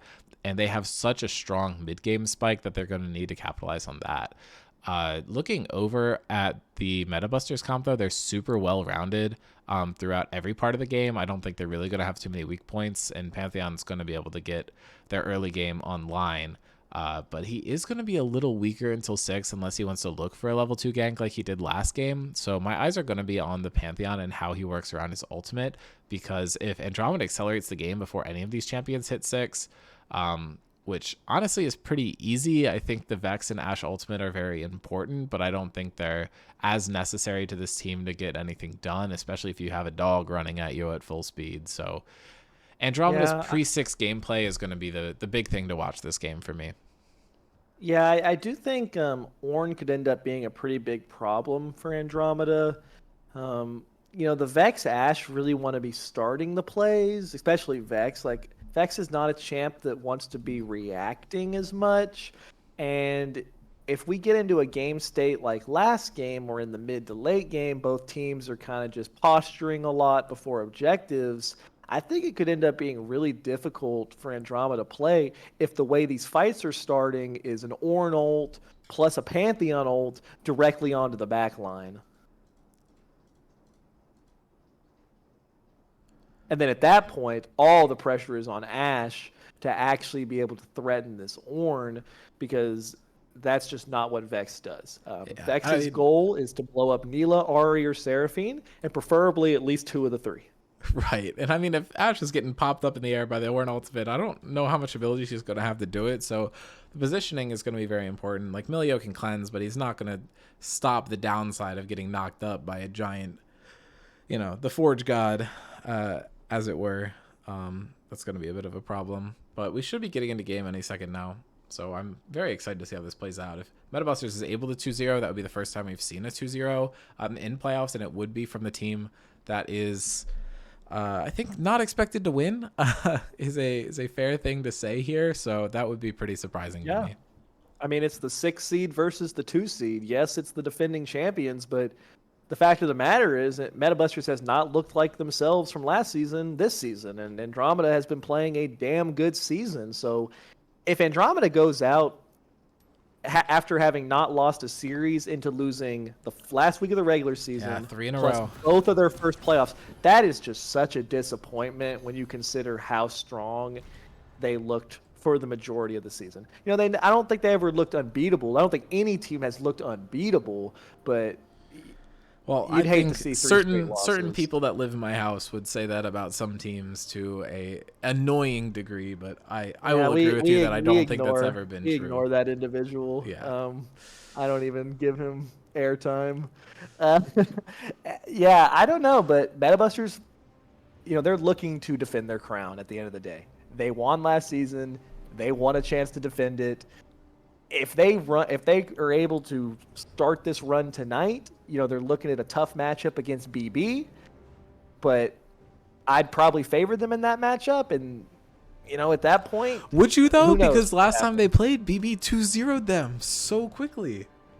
That's You where it know, gets so interesting to me because you could argue I'm gonna like keep I'm gonna keep MetaBusters, doubting but BB until they're in the I don't finals. know. I'm saying it right now. I'm gonna keep doubting them. I'm not a hater, but I'm gonna be a doubter. I don't Interesting. know. We'll worry about tonight's matchup before we start worrying about that one. But yeah, I don't know, man. If you're MetaBusters here, you're hoping that you can just snowball this into some momentum going forward. And if you're Andromeda, it's now or never. I mean, it's do or die. Your season's on the line. You got to step up.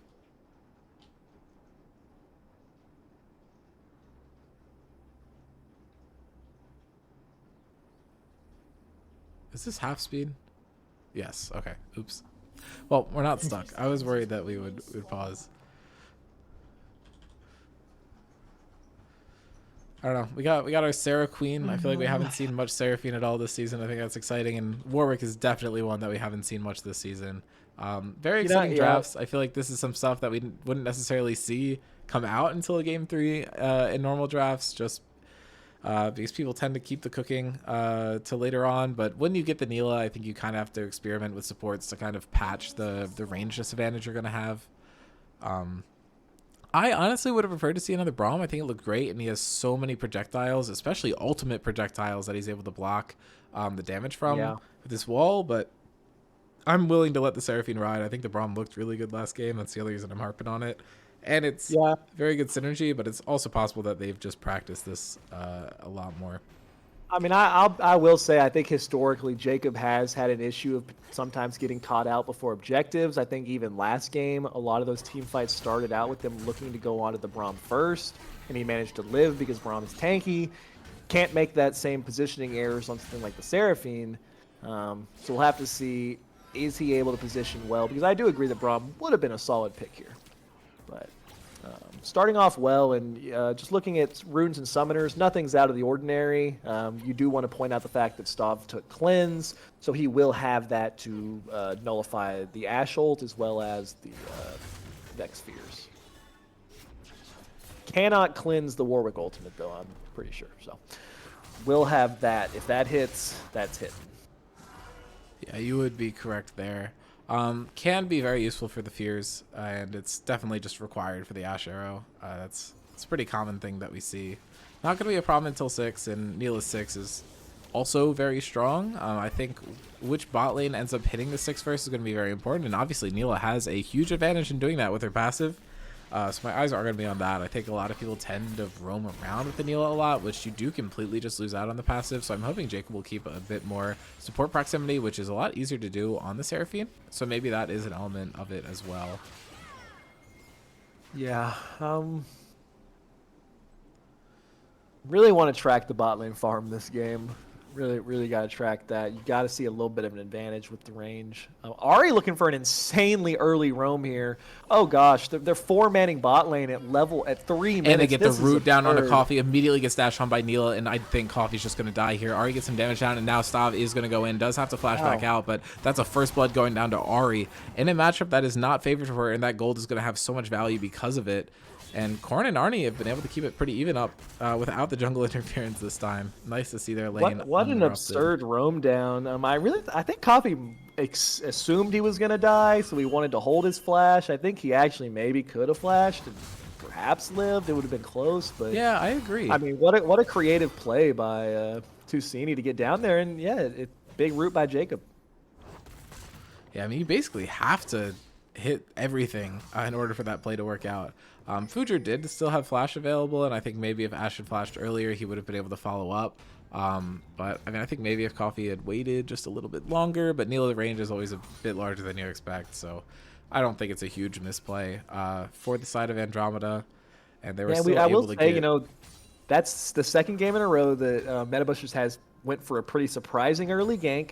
Last game, it was 1 kill into 9 straight Andromeda kills. Gonna have to see what they're able to do this time. Yeah, Ornn flash forced out, and he actually went back in looking for the play, and he's just gonna get killed by the Warwick. I think he greeded a little bit.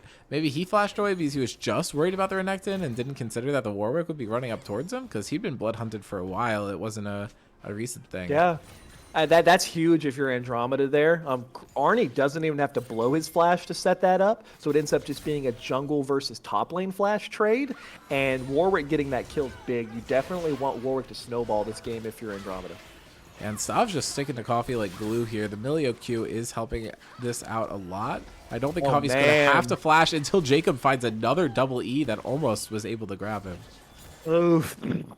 And yeah, you're seeing what you were talking about. I think that was a great line there. He's sticking to him like glue. He really was, and it's looking a little rough for the Ashe at this point.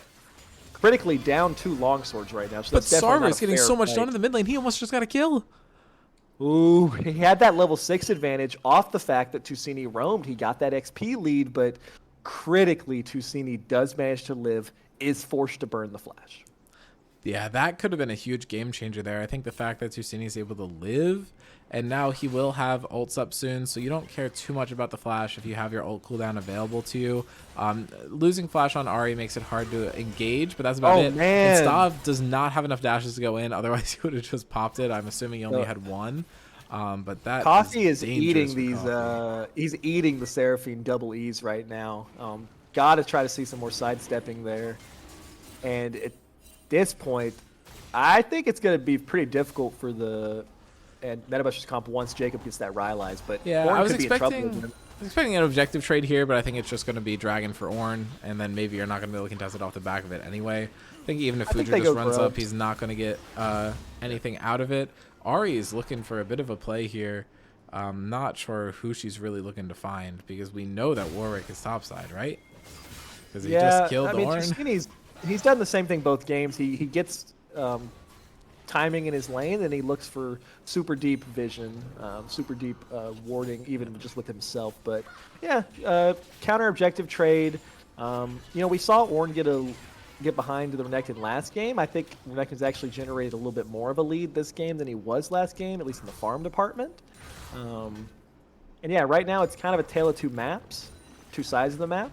Critically, Ashe is not anywhere near as far behind in CS as the Vayne was last game. So I don't think it feels quite as bad down there, even though so far these trades have felt pretty bad. I mean, maybe the fully completed boots on Ashe will allow him to feel a little more comfortable sidestepping some of Jacob's spells. Because right now, Jacob's just on point with the Seraphine abilities. I mean, you gotta hope it does, right? But at a certain point, you have to dodge them, or it's just never going to get better. Yeah, and Jacob isn't going for a Rylai's first. If he does, I think that makes it even more damning for Coffee if he's not able to dodge. Maybe it will come down at some point, but Tusini's in big trouble here. Is just going to be forced to ult out immediately. Saw the dog running him at basically full speed, and Coffee's still getting hit by these, and now the ult comes out, and Dad doesn't have anything to cleanse it. The 2s have been hit, and now Stav is going to hit the ultimate, but there's so much health still available for them. Another root coming out. Jacob has been so accurate with these, but it's just not going to be enough to get the kill. But that's forcing out 3 summoner spells for 0. But both ultimates burned, and Dad and Coffee are going to get theirs pretty soon. So not a perfect fight, but still very good for Metabusters there. I mean, it's a good use of the XP advantage that Neela gains to get that level 6 and then to look for the immediate aggressive play. Thankfully, if you're an Andromeda player right now, Pantheon was not on the side of the map to threaten a dive or to back that play up. And, with the healing of Milio, at the end of the day, it ends up just being really a summoner's lost. Yeah, and Jacob and Soph pulled the plug on trying to force this tower play just in time. They were still able to get a plate, but Warwick and Vex were both kind of leaning towards their area, so they're just going to back off a little bit and now get back into the mix and threaten things. Both ultimates are available for Andromeda, but the cooldowns are about halfway back up for Metabusters, so they're not actually too far behind. A nice reset here. Once they get the wave shoved out, it'll do them nicely. I wonder what the Neela buy is going to be. He's sitting on about 500 gold, so not anything critical, but probably going to pick up a Dirk. And now they're looking to collapse on Bean here. They're not able to deny anything from the camp, and the Q actually is going to miss there for Fujer, but the collapse is available. Stav gets in, and now the Ashe ultimate comes down onto Jacob, and Jacob has to flash. Stav's so low, but he's able to pick up a kill first. He might just have to fall here on the back of it. 3 members of Metabusters so low, but Zusini is here with basically full health, and they're able to find a stun down onto Sarverus, and Fujer, if he flashes out of the wall, he might just live, and there's 3 members getting away on like 300, 400 health. Coffee trying to chase this, but is going to get charmed up, and Fujer goes in, and they're able to pick up that kill, and that's Feet of Warfare going down. Tusini does get the resets with his ultimate, and it's not really going to get him anything else, but how does no one die there for Metabusters?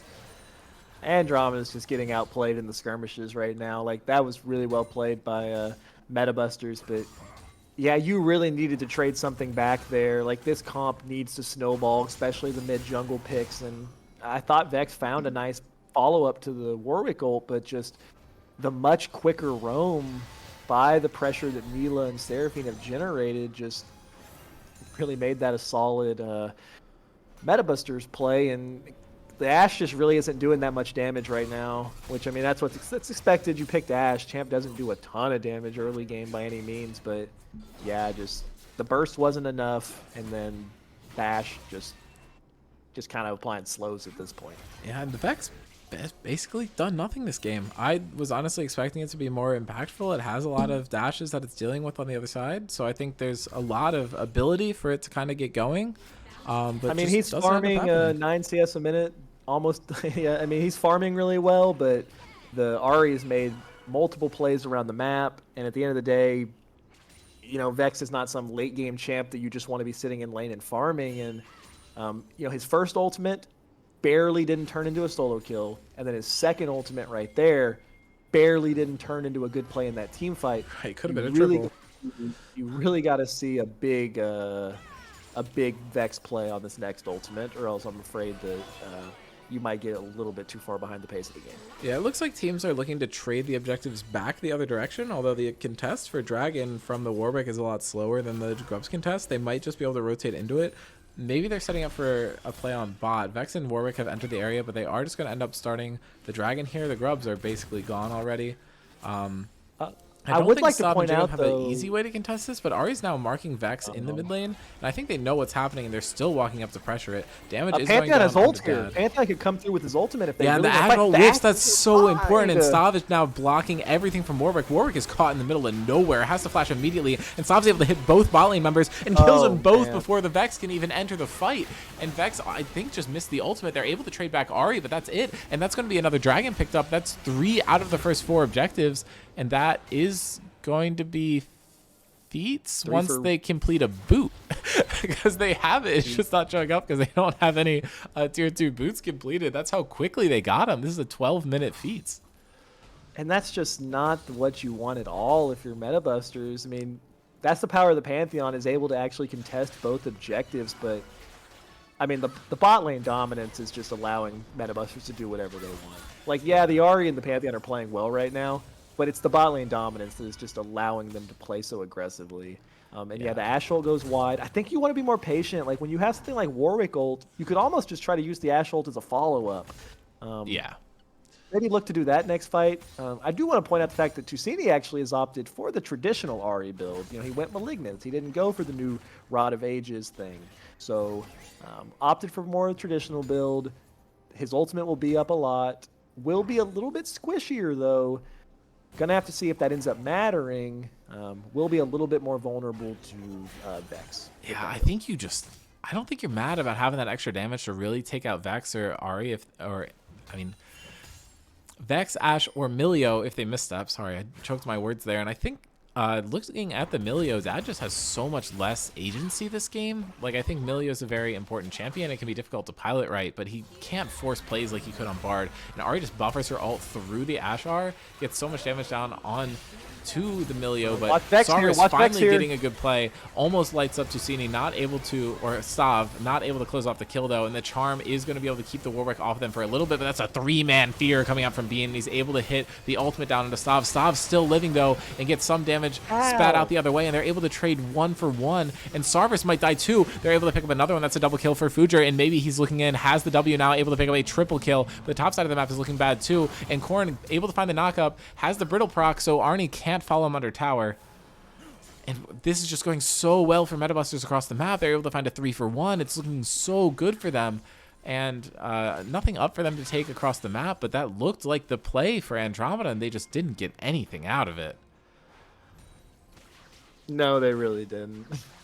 That's rough. You definitely. I like the TP ID by Sarverus. He shows up, but they don't have enough damage. Like, they just don't have enough damage right now. The Ashe is not putting out damage, and Vex has burst, but can't actually burst people through the healing that Neela and Seraphine are providing. And just, you know, a nice draft by Metabusters that is just really showing its strength. We pointed it out in pregame. The bot lane of Andromeda was going to have to perform well here, and you pointed out correctly that the Neela is a hard matchup for the Ashe, and yeah, I think we're seeing why. Yeah, I mean, it kind of just depends on you to take the arrow, and even if you hit the Neela with the arrow, then she can just choose not to expend her dashes and wait until she has another opportunity, and Sarvis is just going to get collapsed on here. It'll be a miracle if he can live. Dad trying his best to keep him alive, but doesn't have ultimate to save him, and that's just going to be a kill onto Sarvis. Ash arrow is coming up. I think it just contacted with the Ahri there, but what's Emilio going to do? Nothing. Yeah. A proactive arrow there could have been pretty helpful, but it was just pretty late, and I don't really fault him too much for that. Tusini now just going to be able to threaten this tower because he knows that Milio's the only one in the area. They're hunting down Warwick pretty well, and he's just able to keep hitting it. And now Bean and Dad are able to collapse, and Arnie's going to be on the other side, so this could be a little rough. Ornn is coming up. It doesn't have the ultimate yet, and all this damage is coming from behind the Pantheon shield, so it is going through, and they're able to pick up the Pantheon. That's an 800 gold shutdown right now, and the Ornn horn is available right now, but I think they're just going to try and play this fight out slow. The Milio ultimate is forced out, and I think Metabusters is going to be a little happy with that exchange, but definitely sad to lose the 5-0 and 4 Pantheon. That is going to be a huge shutdown going over to the Warwick. It's a big shutdown, and nice roam down by Arnie there. A little bit disrespectful. Oh, Stav probably just kills here. He's going to get so much damage down, and Coffee cannot stay away from him. Really good solo kill. Is it a good? I guess. Like, why are we walking up? Not to be critical, but oh no, I mean, I agree. I'm just saying, like, for the pace of the game. That tilts me. I'm sorry. I can't. I don't want to talk about it. Let's talk about top lane. Really disrespectful invade by Metabusters there to just ignore the fact that Arnie has quietly gotten pretty strong this game. You can't entirely ignore this Renekton. Good job getting the shutdown onto Pantheon. And yeah, it's still looking pretty dire, but you definitely want to try to include Renekton in whatever fights you're taking. Yeah, and I mean, I think what I meant to say was very important solo kill, not necessarily good, because it does mean Ashe is going to be kind of trying to get back on the map as this dragon started up, and she's just going to rotate top, which does allow them to put Arnie down here, so maybe there's something that can be done. Arnie does have a decent lead in this game. I think he's in a good position, but it's so hard for them to try and seal this, especially with Warwick not even in the area. So that's just going to get picked up, and now Tusini's going to look for a charm, not going to find anything, which you're not too upset about because you did just get your third dragon at 17 minutes. And now Sarvis is taking so much damage from Tusini, almost gets tagged by Jacob there. Ash Arrow is going to connect onto Tusini, and maybe Sarvis can just pop the ultimate and look for it, but he's not doing it. He's afraid to pull the trigger there, and maybe for good reason. Yeah, I mean, Jacob has heal, he has ult. You finally hit the Ashe ult you want, but I think you've kind of been conditioned this game that that's not something you can actually follow up on, and it's a little unfortunate. But right now, you're only 2K gold behind. It feels pretty dire when you consider the dragons and just the state of the game. But you're only 2K behind. You want to keep trying to find your fights, see what you can do. Well, I want to shout out MetaBusters. Like, we talked about it pregame. They hadn't been looking like they were last season, and I think in large part we were very critical of Tushini, but particularly Fougere as well. And, you know, both games he has gone back to his roots of picking these early game aggressive champions and has played a really good game both games. First game, early game was all right, found really good team fighting, but then this game just really dominating on this Pantheon pick. You know, it was Pantheon blind pick, I'm pretty sure. So just yeah, that same with the lot of, Jarvan. I think he pressure out. just, you know, pick the next best option. Dad is just going to get rooted up here, and Jacob, good footwork to dodge the ability from Sarverus, and those Qs from Vex are going to start hurting at this point in the game, so it is going to be important to dodge every single one of them.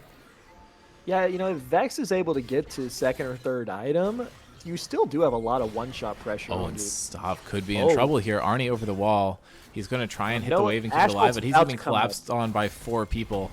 But the rest of his team is joining up. He's just going to pop the Counter-Strike, and now Pantheon has entered in, gets so much damage onto Dad, and the Pantheon shield is doing so much work here. Jacob is here with the ultimate. It's going to ult through, and he hits like 7 people with that thing, and Arnie now going to fall down. Stav does get picked off, which is going to be so important. The TP coming in from Ornn, and now the Ornn Horn is going to be dropped. He's stunned up, and Fougere is going to lock him down. Tusini able to find a kill, just immediately gets traded back. So that's actually a 3-for-2 in favor of MetaBusters, so not as good as their fights have been going for them, but considering how it started off, you're not too upset. 2k gold lead, still up to 3 dragons, and the Otacon is going to be spawning in 10 seconds, but you have no threat without your 2 primary damage carries.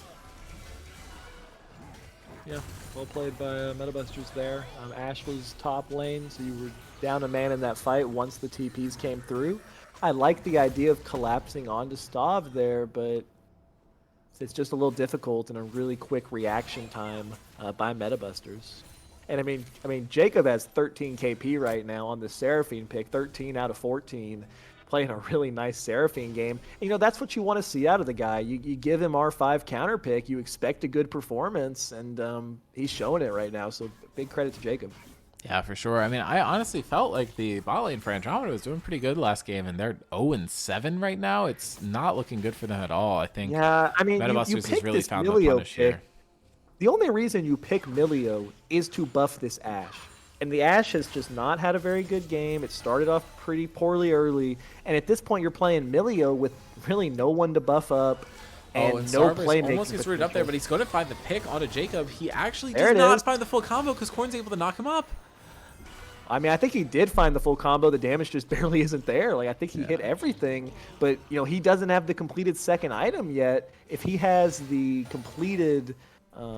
Shadow Flame. What's it? Shadow Flame, yes, thank you. If he has to complete a Shadow Flame, he crits there, and that probably would have been a kill, but Vex is not a champion that can really fall behind the pace of the game and have a lot of success. It's one of those champs that kind of has to snowball, and you see it right there. That's normally a one-shot. And Tusini laning really well into the Renekton. Both of them at this like 180 CS mark, farming really well. And Arnie just not having a good time here, but I don't even know who you put into Tusini that does have a good time. Like, Vex should be countering her, but I don't think she has enough here. But Arnie actually able to find a really good pick here. The charm did miss, and Tusini just now has to ult out. Trades footy, flashes in, gets the charm point blank. That was risky, and he's just going to get killed for it. But maybe they'll get the Otacon in return. I think Tusini just got a little overeager there and is going to drop all of his Magi stacks. Yeah, it's one of those plays that probably, unless a few more mistakes happen, won't end up mattering too much, but not really what you want to see there. Disrespected But Arnie. he's dead for Dragon, so that they He could is dead. lose. He is dead for possible soul, and here. he won't have teleport up. That actually is pretty massive. I like the fact that Arnie just TPs in immediately. You have a 5v4 at soul, and you know if you're MetaBusters here, you might just want to give this, or you. But that you want to confident fight that you it can so win a bad. 5v4. You have a Fed Nila with the upgraded IE. Like, you really want to go for this, but they Fight probably it for shouldn't. content, guys. It's Fight just it for gonna go down. content. And now the Ornn comes through. They're trying to fight on the back of this, not even go for the steal. Wait, And now stop, Stav just gets just blown come on, up what are we immediately. doing? Okay, I think you just got to pull the trigger a little The earlier. Vex ult missed, the Vex ult And missed. Yeah, this is just going to be a complete 4-for-0 wipe.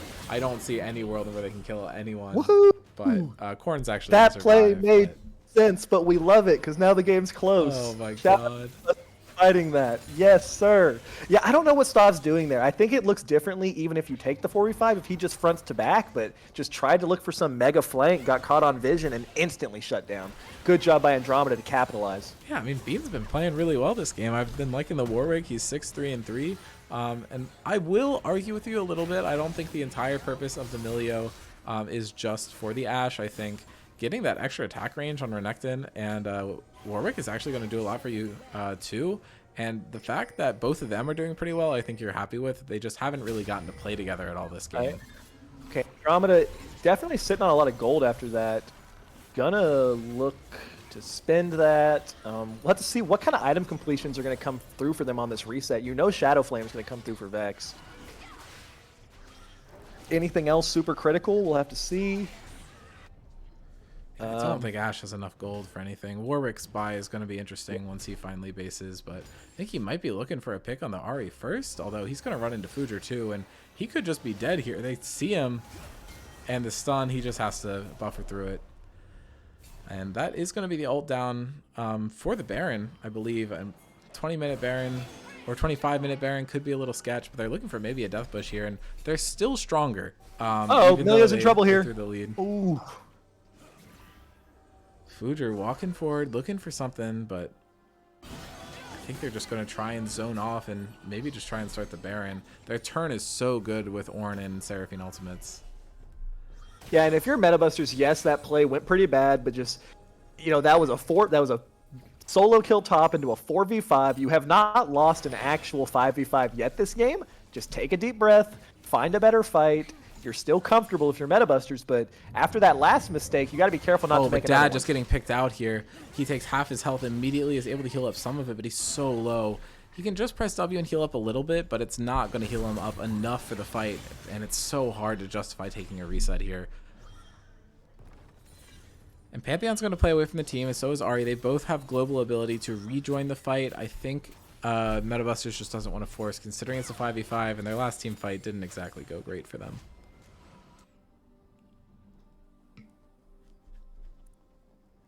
Shutdown's actually on the heads of the Warwick and Renekton, so if you're wondering if I was lying about them doing well, clearly I was not. That's got to feel a little BS for Andromeda that you have shutdowns and the other team doesn't, but they went away almost immediately. Yeah. Next ornament I expect to be one of Ahri's items, although I don't think you're thrilled with your options. Yeah, Tusini went for a really interesting build here. The Lichbane second. I haven't seen this build too much lately. It's more of like a last season build that was pretty popular. Still does solid damage, but you know, losing the Mage Eyes was pretty big.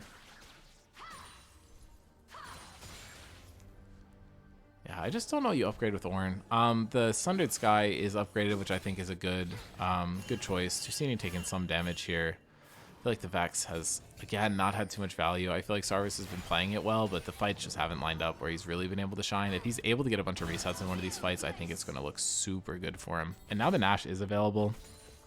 They could probably just pull the trigger and start on it, but they're going to wait until all the fart sites are going to be used. No vision available from Andromeda anymore, except for the support trinket. The Metabusters comp has a really good bush cheese comp, and Emilio is not a champ that can safely walk up to wards. So as we get later into this game, gonna have to really see. But Tusini's getting hunted now. Warwick's running up, and I think this could be a potential. It's just Baron angle though. If you show Warwick bot. Yeah, and that is exactly what's happening. And they don't even get the kill onto Ahri. They're immediately committing him back up. Infernal Drake pings are coming down, and actually Baron's just doing too much damage to him. So this could get a little interesting. Warwick's now running up, and they're just gonna stop hitting it. I think they also know that the Infernal Dragon's coming up soon. Ping's coming out from both teams at the same time. I think they're just going to take a full reset here and go for it. Yeah, I think that makes sense. You know, if you're the side of Metabusters, you don't feel a need to end this game anytime soon, so don't have to force on Baron there. Oh my god, this could be a kill. The ult comes out onto Tusini, and it's just going to pop him, and he's just dead. And that's the danger of this Ahri build. They're so squishy. I'm not sure if he was on vision. I think Sarvers walked up and saw him and just did not hesitate to instantly look for the play. And that's 2 dragons in a row that Tusini's been picked. Yeah, that is not ideal. They've learned their lesson last time. They shouldn't fight this time, but the arrow is going to connect onto Fujer. One-man knockup from Ornn is not what you want, and Jacob gets ulted over the wall on top of Bean. The Seraphine ult has already been used and does not do enough, but stop trying to find something with the ultimate and just not going to be able to do it, and Fujer should just get picked down on the back of this fight, and Korn is taken down as well, and that's another 3 kills on top of it. They didn't want to fight, but they didn't feel like they had the choice. the Ash ult just hits, and they're able to capitalize on it immediately. And MetaBusters is starting to lose their grip on this game, and that's likely just going to be the Baron. The respawn timers are like 30 seconds.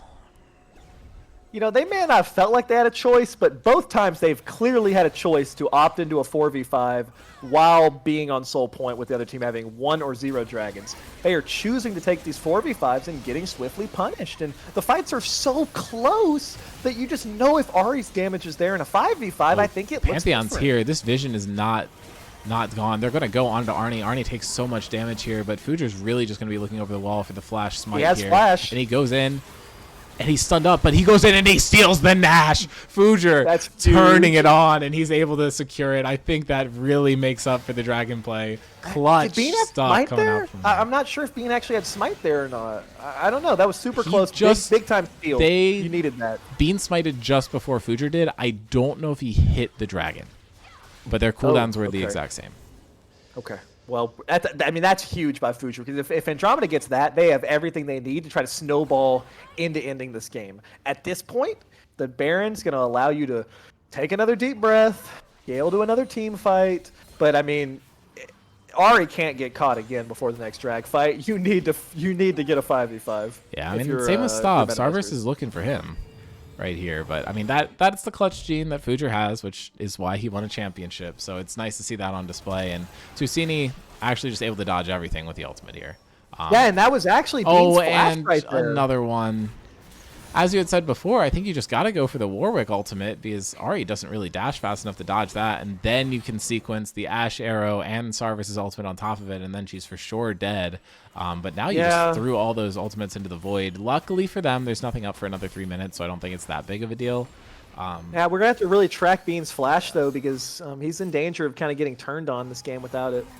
Oh, and Tusini almost finding a kill onto Sarvis. Does not have his ultimate available, but does have flash and doesn't find it. I just That don't flash think was he need to massive. do it. Oh, and he's and now actually Bean's solved going to his find the trouble kill. The charm comes through. He's going to try and stall this out, but he walks. He's going to ult towards The it. ult's How does he have back an up. ultimate again? That's why you build Malignants. The ult is Oh, he doesn't buffer. He buffers the ultimate Warwick with the blast This is so cone. illegal, but Holy shit. Well That's played. so Well played. tilting. And now they're going to just stun up Bean, and he's actually able to use the blast gun to save himself, so it kind of all comes back to you. But oh my goodness, that should have been a dead Tusini, and it was not. But he still did end up losing the flash for a kill into Sarvis that just did not end up happening. If he hit 1Q a little better, and now Sarvis is just going to get the counter kill, but it's actually not enough damage. Oh, he thought he had the one shot. Yeah, you can see the nerves from Andromeda. They're playing so loose. I know this team is a little better than what they're showing right now. And there's a 4v4 potential set up, and that Seraphine ult basically missed everyone. Fujer gets stunned up under tower, but the knockup comes through from the Ornn, and they almost just find Bean. It's not going to be enough. There is healing from the Milio, and now Arnie falling down low. They need to hit this tower. Maybe it's so hard to split the focus, and I think they're all just going to walk out. That is 3 ultimates used from one side, and Metabusters only had to commit 2, so I think slight favor to Metabusters. So they're just going to walk up and try it again. They still have Baron buff for like 5 more seconds. They just want to get this tower, but Ahri's nowhere in the fight, and it's a 5 people on the other side, but Stav's ultimate hits so true there, and he's able to pick up 1. Almost finds the second one, flashes onto Sarvis, and he's not able to find the kill, and now Bean's here on the backside of the fight. He's running his fast so quickly, and now he gets the ultimate off. It's going to find Fujer, which he actually just ults in. He hops into Sarvis, is able to pick him up. Fujer lives for so long. Tusini's just going to join the fight. Tusini has ultimate, and he's going to be able to save Jacob here, I think. He dashes in, is able to pick up the charm, and he's able to get 1 on the backside. So now it's 3 for 3. This is such a messy game, and I think the respawn timers are a little worse for Metabusters going into Dragon, but I really doubt Ahri's going to get picked off before Dragon again, so we might just see a 5v5. That said, Coffee's about to have ultimate back up, but Tusini's greeting for this tower. Both Bali members are here, and he's just going to have to back off and give up the tower, which that's the right choice. Man. This game is crazy right now. It's so critical that Metabusters stole that Baron. I feel like Andromeda really needed that, but it's just kept Metabusters in control, and just the fights are so close. And you know, I was being pretty critical of Coffee earlier. He found really good damage in that team fight while positioning very well. If he's able to continue to do that, I think Andromeda has a way to win these team fights. And critically, he still has both sums. The sweeper did not pick up this ward, so they're going to have vision of any counterplay over the back, and the That's control ward dangerous. is down to clear this out. So this is almost going to be a guaranteed soul for Metabusters. It's so hard for them to Vex put has this to play. TP in, The TP is but- committed from Vex, who was just on the top side of the map. No TPs have to be burned from Metabusters, and they're all here. The Warwick goes in over the wall and just immediately gets caught out, and now Corrin is looking for the ultimate, is just going to find it onto the Vex, and Ahri and Warwick are the Vex still first two has to ult. die. Corrin just fighting on the backside of the fight. He takes no damage. There's 3 people free hitting him, and it doesn't do anything. Neela has 2 kills. They're able to extend the Seraphine ultimate, and that's 2 more kills for Metabusters. Sarvis the last one alive. That's a triple kill for Stav, and Sarvis just needs to run this one out. But now he finds the kill onto Jacob, and he gets the fear off. He has a reset available, but he's just going to find one and walk out. Yeah, I'm not sure if he'll actually be able to hold this or not. Fougere still has flash. Fougere could easily look for a flash W here, and that could just be the series. I think Sarvis just needs to give this turret a heal. You're not going to hold it 3v1. Yeah, I mean, he's going to do that. I think he's He just needs trying to to just go stall him out heal. as much as Please possible. don't die. He's Oh, going to God. heal. I think Okay. he just want to get the wave state into a slightly better spot. It's so hard, but now he's stalled out enough time that they feel like they need to back off. So I do support Sarv's decision to stay out there, but it was driving me nuts too. This Infernal Soul is so massive for them. Man. And I think finally we'll see an ornament built for Ahri. He's been level 17 for so long, but now she finally has decap. I think that's the only item in our inventory that gives raw AP. Medjai's might also, but upgrading that's weird in case you ever decide to sell it and then get desynced from Ornn. He can upgrade another item for you, but you don't want to have to Okay. try and play around that. I'm not sure if Vex had death cap last fight, does have it now. The Vex damage at this point is pretty insane. Can find one-shots easily onto Ahri or Seraphine, potentially Neela. even the Neela. Yeah. The shield bow does make a difference, but at this point, Vex 3 items, the damage is high. But as you saw last fight, the Ornn is so difficult to kill. Yeah, I mean, this shield though is going to give 700 shield, which is a bit ridiculous. But I think a Vex Q is basically going to do that much damage. So if you just delay the Q until the shield goes away, Asher coming out is going to hit the Ornn. You don't really care. So is the Vex. So does Vexel. So I think you just try and stall it out. But that's a 3-man fear coming out from Beam, but he immediately just gets charmed up and killed. Corrin trying to survive as long as he can, and he just takes no damage. Arnie's going to fall next, and now Stav going in is able to find 2 kills, immediately blows him up. That's so many kills for Stav, and they're just immediately going to 5-0. That was the fastest fight of the game. And I mean, it's that's just a TP down bot, and that's a free-ass It was quadra almost kill for the a- Neela. Almost a penta, but yeah, well played. The fight is never going to go your way if everything's hitting the Ornn. Yeah. Yeah. Good- I don't really even good have series anything by to say about Metabusters. that. They just won the series fair and square there. Andromeda tried to find a play that they thought was good, and it just was not that. Yeah, I mean, well played to Metabusters. Andromeda did a good job of fighting this game back to make it close, but that's the first 2-0 of the playoff series, and It's an Metabusters upset. starting 6 seed their... versus second. Yeah, That's let's be real. the one. That is a massive upset. This is a That's massive the first upset. 2-0. Holy shit. I don't want to harp on it, but this is not what you wanted if you're Andromeda. It's one of the bigger collapses we've probably seen. But I mean, I don't even like looking at them. I don't even think they played that terribly. Metabusters just turned it up so much. Like if you looked at the last like 3 or 4 Metabusters series, you don't even think this is possible. It's like they were like in like a paper bag, like under a bridge, getting like kicked on and stepped on by people, and then they this metaphor is terrible. That actually wasn't going anywhere. But now they're just like a different team. They're like a brand new tote bag from like a nice store. Like I don't know. That was terrible. I'm just gonna get Fougere in here so he can make fun of me for being an idiot. But yeah, I mean, Metabusters stepped it up. This is the Metabusters that we saw one last season. This is the Metabusters that people were saying were a top 2 team in the league. And I'm glad we got to see him. Oh, I've been pulled. Hello, Fougere. Congratulations. That was a banger series. So you didn't pick Ezreal, No. which was No. good. So what was your take on that series? I know a lot of people did not believe in you guys, so I just kind of want the Metabusters POV going through this whole thing. Yeah, so I think I've been soul searching what to play ever since J4 was getting banned, and I haven't been able to find out what I wanted to play. But I think I got it now. I'm not going to reveal the rest of my picks, but I got some picks. Well, how was the mental? Were you like very confident going into game 2, or I feel like it was a decently close game the first time around? Were you a little worried that maybe Andromeda would just tighten up their gameplay a little bit and do a little bit better in the next game, or were you pretty confident? I'm not gonna lie, we were all very confident. We had like no doubt we were gonna lose. I that's good to hear. I mean, I always had a little bit of hope in Meta Busters. I've been really high on you guys. I mean, when our team played you, it was super close, and I didn't really see anything that would get me to doubt that going into this series. I did not think it was going to be a 2-0 though. I thought you would get a game and then Andromeda would maybe trade something back and then maybe you'd win, or maybe Andromeda would win a game and then you'd win 2. So very surprised to see the 2-0, and you guys made it look really good, especially in that second game. But right at the beginning of the series, it was looking rough. What were the comms like when you were down like 1-10 or 1-12 or whatever it was versus them at the beginning of that game? I mean, we knew we would scale very well. We just had to stop venting, which we didn't stop venting. But then mid game came, we had some very good fights. I think Thomas really popped off on the Annie, and that just got us back in. Yeah, I mean, I think he played really well. I think that's another thing that people have been doubting for a big chunk of the season, and definitely just showed up today and kind of shut people up. So I think the elephant in the room is you're now playing a team that 2-0'd you for their only regular season win. So are you confident in Two Big Bananas? They looked phenomenal yesterday. Their series did go to 3 games, which yours didn't. Are you taking that as, just super high confidence going into it, or is it going to be high stress trying to figure out what went wrong last time and how to improve on it?